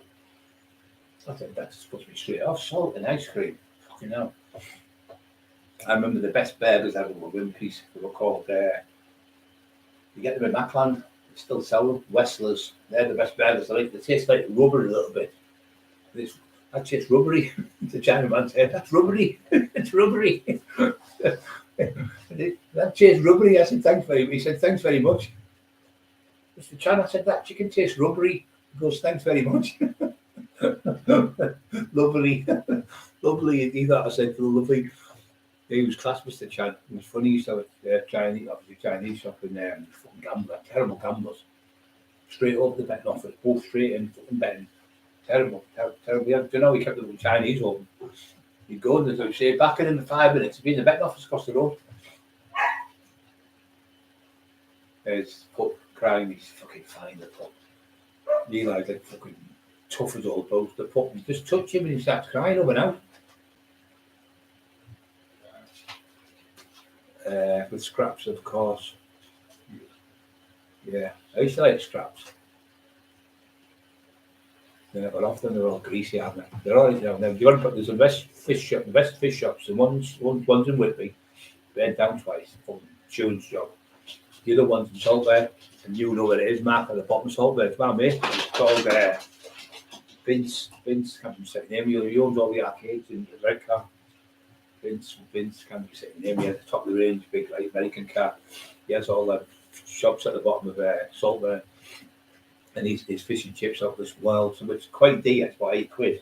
It's beautiful, but the best one you can get from value is Young's. There's the young lass, the mum, the dad, and the brother, and her husband, and they all work in the shop. It's called Young's, and it's in, as you're going through Seaton, it's on the left-hand side, it's blue and white. Go to that one there, you get 4 pieces of fish like that, big chunks like that, proper fillet, and it's about £3.50, and you get a cup of coffee. And you get peas with it as well, so you get 3 different items with it, or you can have a bottle of water. It's really good. Beautiful people there. We've known them for years. The best fish shop in that area. The one round hours of the week was nice. Best time in 30 years I've had a good fish out of there. Fucking shite. It's called it's called Friar Tuck's. I was talking to the woman, Debbie, the caller. Known her for years. She used to live at the top of the road. She was a cleaner. She used to clean the houses. And she said, they make 10 grand a week. Oh, fuck off. 10 grand a week. She said, yeah, 10 grand a week. There's like 21, I think it's 21,000 people live in this area. It's like a fucking town. 21,000 people live in this estate where I live. 22,000. Yeah, fucking that. And the reason why I like the fish tonight, we went and then I got it, and she ordered it, we went in the sunbed. As we come up the sunbed, the fish was cooked. I thought, this is what we're doing wrong. We're going in, getting it, well, it's been there all fucking day, something. Getting it, it tastes horrible. So rock hard, nothing worse, isn't it? It's like a brick of fish, like the batter, rock hard, or it's been there all fucking rotten, the taste of it, or it's freezing cold. And the worst thing you can do is eat chips in the middle of the night. You wake up starving, you've been out drinking or something, and you put the chips in the microwave, it goes, oh, they go manky, with all the grease and stuff to them, and all your teeth go weird when you bite them. It's like I'm fucking. So I've never ate cardboard, but I can imagine it's like putting cardboard in your mouth with grease. It's fucking horrible. And you go, oh, it sticks to your teeth. The fucking tastes horrible. You're balking when you do it. Fish and chips in a jar of cockles. Yeah, I love the fish and chips. I like the one. I do like the ones in the fish shop better. Um, yeah, they are nice. The cod I like the best. Haddocks are not bad. I don't eat any more than them. Salt and vinegar. Yeah, you've got to have lashing that salt and vinegar. You can't have fish and chips without salt and vinegar. It's impossible. We used to go, when I was at college, and when I was in Article, we used to go to college, further education there, and I used to get £26.50 a week, give me mum a tenner, and I'd have like I'd have the tenner to buy clothes or whatever, and I'd have like the rest of the money, like £6.50 to get the pedal bike there to the college. And we used to go get chip sandwiches. I think we got 20 pence each. We used to get 3 chip butties. That's in a Coke with about fucking 50 pence or something. 3 chip butties. No, 60 pence for the chip butties, I think it was. No, I think it was really 50 pence. I think it was 60 pence. And I think it was 60, 70 pence for everything. But it didn't cost a lot. And you sit and eat the big buns. They're fucking beautiful. Now the buns don't even taste the same. Don't taste anywhere near as nice as the chips either. From the shop. Well, it's the same shop for years. I don't know if they've changed the oil or something, but it doesn't taste the same. We used to go on the bike, we'd walk outside, we used to leave the bike, put it in the lock, and walk through the college and walk across. You go through Article, you used to go down, there was a tunnel you used to go under to get to the side of the road. It's all been blocked off now. And the Klansman's above it, pub there called the Klansman. And we used to go down there on our skateboards. We used to have a skateboard, my mate had one, I had one, and we used to live about 5 miles, 6 miles from there, and we used to skateboard all the way there, 6 miles, and then be on the skateboard all night for 5 or 6 hours on these ramps, going down ramps all night. And then we skateboard all the way back home. You don't see kids on skateboards around here now. I live in a street where it's 4-bedroom houses, so they're like loads of kids in the house. There's none in the street. You see them coming home straight in the house, and they're on the phone. Or you see them when you look over the garden, you see them in the gardens on the phone in the garden talking to friends. They won't fucking walk anywhere. Or look, Mum, can you give me a lift? Watch out. The friends will be about 3 doors away. They're fucking 10 doors away or something. And that's why so many kids are overweight. That's the one excuse. And the other excuse is all these fucking McDonald's, Kentucky McDonald's. My mum used to cook real food. Potatoes, mince, carrots, peas, cabbage, things like that. And you get proper food. They don't cook food now, mums. They can't be bothered. They don't cook like they used to. They just go get a pizza. It's just full of sugar, full of shit, full of calories. And same as these fucking smoothies. Once you've got a smoothie, if you have a banana and you eat it, you can eat the banana because you're eating it because it's in pulp. I mean, it's all in one. But when you solidify it down to like a water and you put it in a smoothie drink and you put ice cream with it, it doesn't break down because it's already broken down. It's already broken down because you solidify it. So when you drink it, instead of going through your pantry, breaking down and going through your small intestines, breaking down in the food, it stores in your glycogen. So your glycogen is just a fat, it's like a battery, an energy battery, but it just fills up with sugar. So the glycogen can't move from there because it's already broke down. It hasn't gone through your system, through your intestines and everything. So it's stuck in there in your liver called your glycogen. And the only way you get rid of that is if you train. So if you train and run and do an exercise, you're okay with it. But if you're having smoothies, there's something like 15 spoonfuls of sugar in one smoothie. It's equivalent of 15 spoonfuls because even though it's fruit, it's still sugar. Bananas are sugar, apples are sugar, pears are sugar, grapes are sugar. They're all sugars. They're all forms of sugar. So you're giving your kids thousands. I think it's 1,500 calories in every single every one, and they're drinking it and You see the kids going huge on them because they're addicted because the sugars, they give them a high, they make the kids run like mad and run around the house and crackers. That's what's making the kids overweight, the smoothies. Try and read up on it, you'll understand. I'm telling you the truth. All these special ones, all the things, oh, can I have them, and that one, can I have that one? And they're just full of sugars, absolutely full of sugar. And it's the worst thing you can give your kids because it ruins the teeth. It sticks to your teeth, the sugar sticks to your teeth, it ruins the teeth when they get older. Coffee helps. I've got the channel, I appreciate it. Link down below. Freedom, please hit the like button. Tell the guys, yeah, only 36 at the like button tonight. What's happened to the 15 on? Don't forget to push the like buttons, guys, to support the channel. We usually get about 50, 55 likes on. We're only on 36, so someone's not hitting the like buttons. Don't have to be sent racing lady around your houses. I'm warning you, you'd be in trouble. 20p when I was a kid. Yeah, if you went to, we lived in a little square, like your oblong shape, and like that. So we'd be in there and we used to play gatey. We opened the gate, we used to play gatey. We were in a little ball like that. We couldn't use the big ball in case you smashed the windows. So we had a little like a tennis ball. We used to play with that, and we used to play gatey. Me and the lads, a couple of lads across the Evanses. No, Robert was it Evans? No, Robert. I can't remember. And Tommy, was it Tommy? I can't remember. Anyway, we used to play football in a Bodybuilding, and we for the gate, you have to get like say 12 points. Every time you put a ball through the gate, you got 2 points. And Anne used to live there. I know that like Joe McGarry lived there, the other top of the road, and the woman across the road lived there in the same street. Brian, when he got to the shop for a shoe called down, I went, oh, fucking great. So what you used to get in them days, you used to get Green Shield stamps and you used to get a book. And when you saved up all the Green Shield stamps, you used to stick them in a book, a very little book.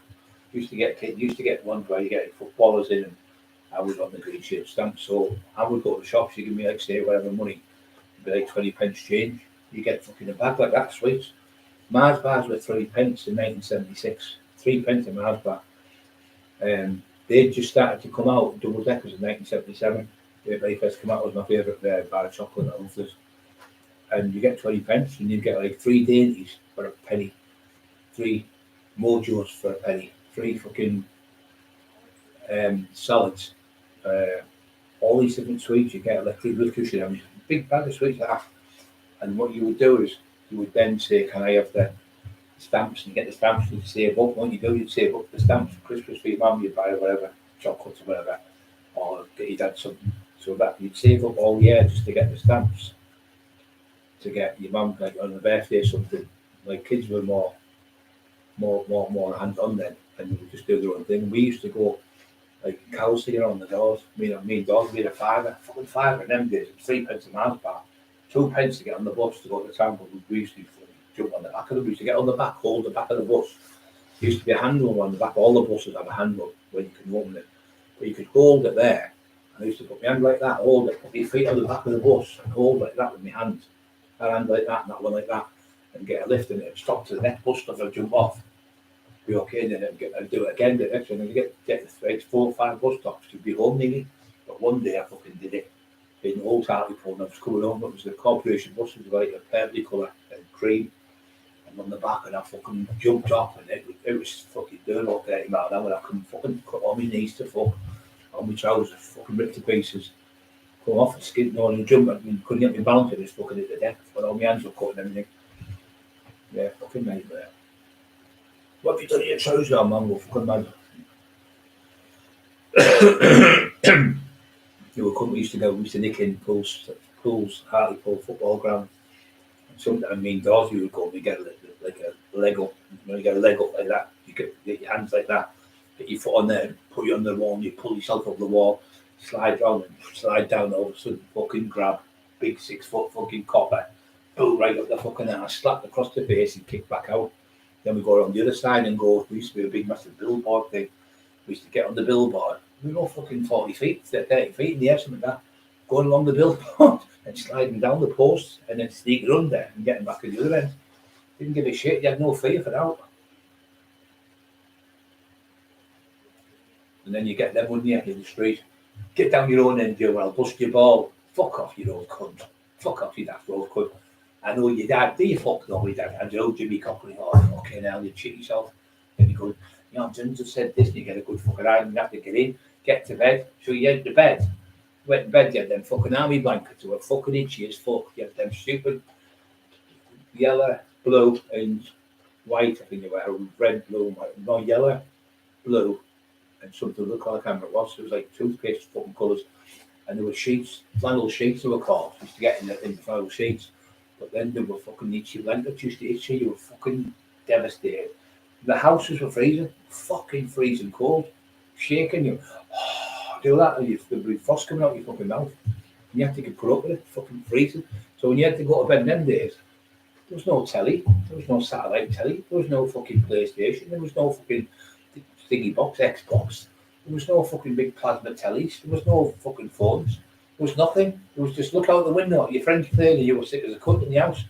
Now they get to your bedroom, I'll go to the fucking bedroom, never mind. Yeah, I'll go to the bedroom. Fucking get to your bedroom, I'll go to the kids' bedroom and stay hey on all the games you looked up. How can that be punishment? You can't have your phone for 2 days. They're on it within fucking 2 minutes. What's happening now is the kids are like the American kids now. The American kids talk to the mums like they're the bosses. I'm not having that dress. I want the £1,000 dress. Well, mum, if you get what you're fucking giving, I'll get in there before you get a slap. That would be it. When we were kids, you get what you give. Monkey boots I got. I wanted Dublin boots because they were the fashion then. And Dr. Man, we couldn't afford them because it was like 7 of us in a family. So the posh cunts would come. You'd have a West Ham top or an Ipswich one because they'd be top of the league. The next week it'd be fucking Manchester United or something. The next week it'd be Liverpool.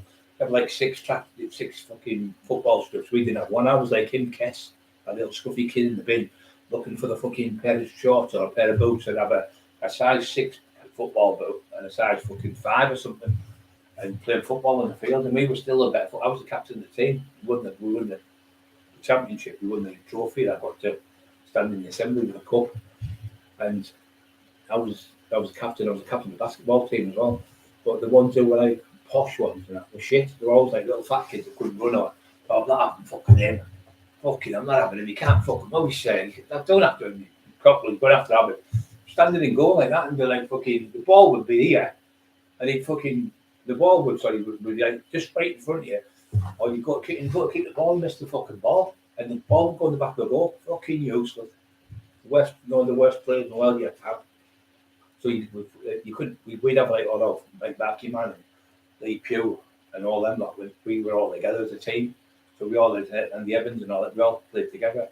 But we were all the best footballers. So the others were all just shit. So the teacher knew you had to split up and put some of the good players in. The thing is, he didn't realise you were kids. You just want to win because. Yeah, your mates were you. A lucky bag, yeah, that's what you got. Snakes, remember snakes? The snakes, red snakes you got. And then there was them fucking, lucky bag, 20 pence lucky bag you used to get with the sweets. The mix up, that was it. 20 pence mix up, that's exactly what it was. A mix up. I just remember the name of it. There were 20 pence mix ups there to the woman in the post office. Yeah, 20 pence mix up, I remember it now. You get when you want the snakes, you got 2 snakes. Fucking kids now. I'm not having them, the fucking shit. You just throw them back at you, wouldn't dare. You give the kids a 20 pence mix up and say, fuck, I'm not having them. I wouldn't dare be seen in that. There's like that, and the kids like saying the dad's got a car, and it's like, not the best car. I'm not going to school now, I wouldn't be dead seeing it. I'm trying to walk to school, show me up. It's embarrassing the mum and dad.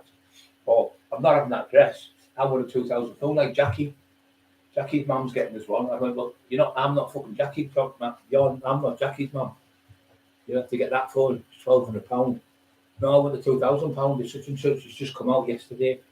Fucking hell, and they swap the phones on and put themselves in debt and everything just to get the kids the fucking phone because the kids won't shut up. Because yes, well, you get a fucking slap, you get a good hang, you get a fucking put to bed, you get the fucking belt, you get the cane at school, you got the fucking cane.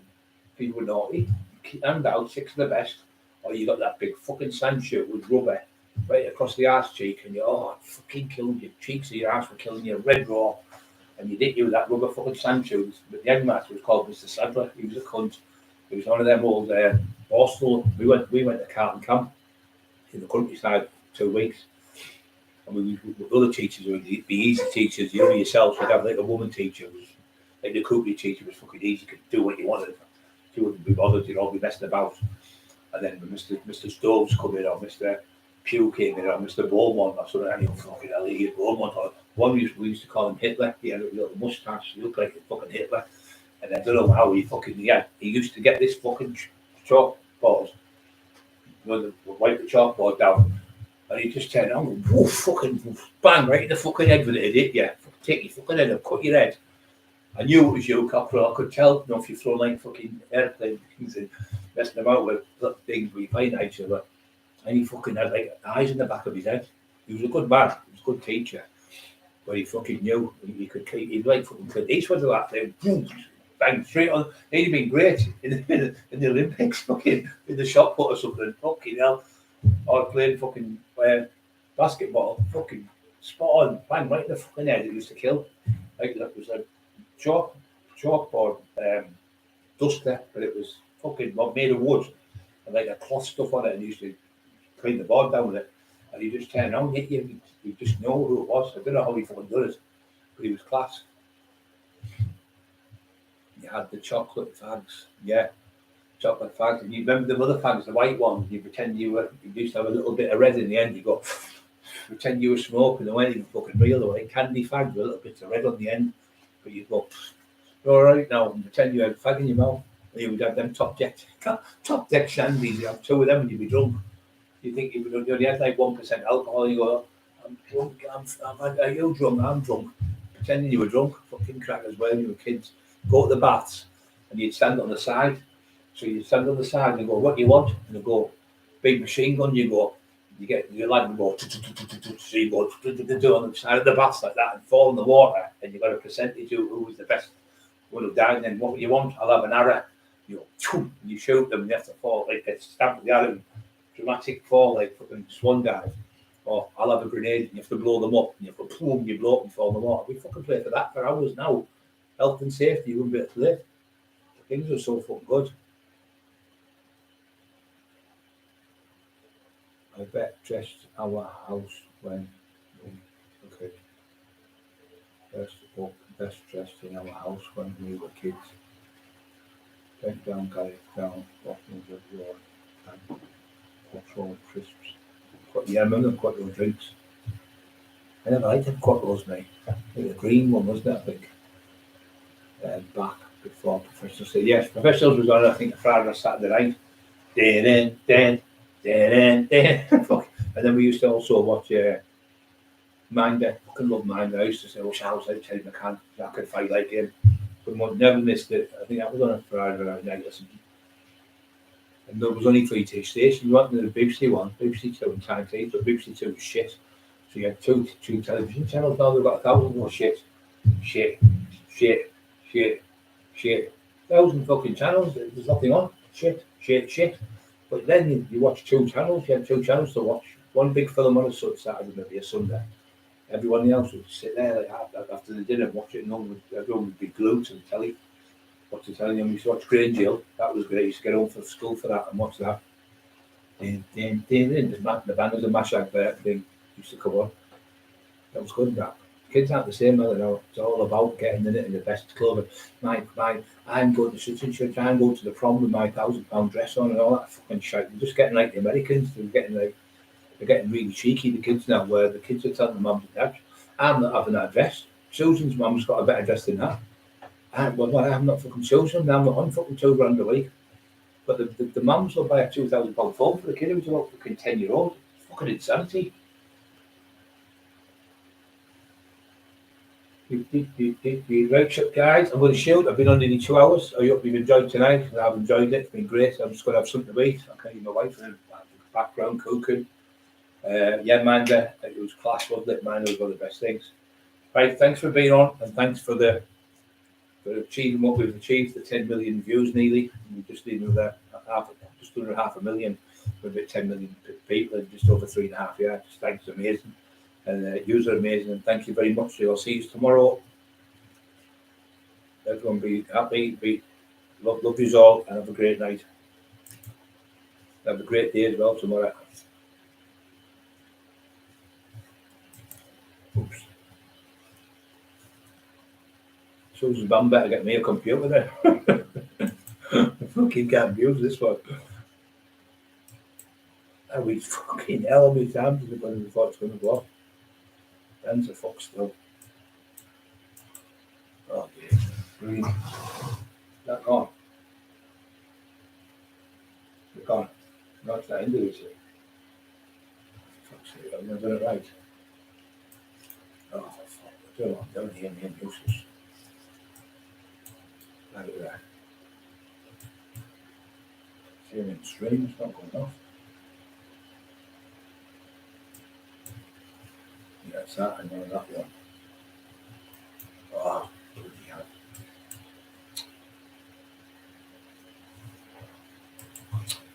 Come on.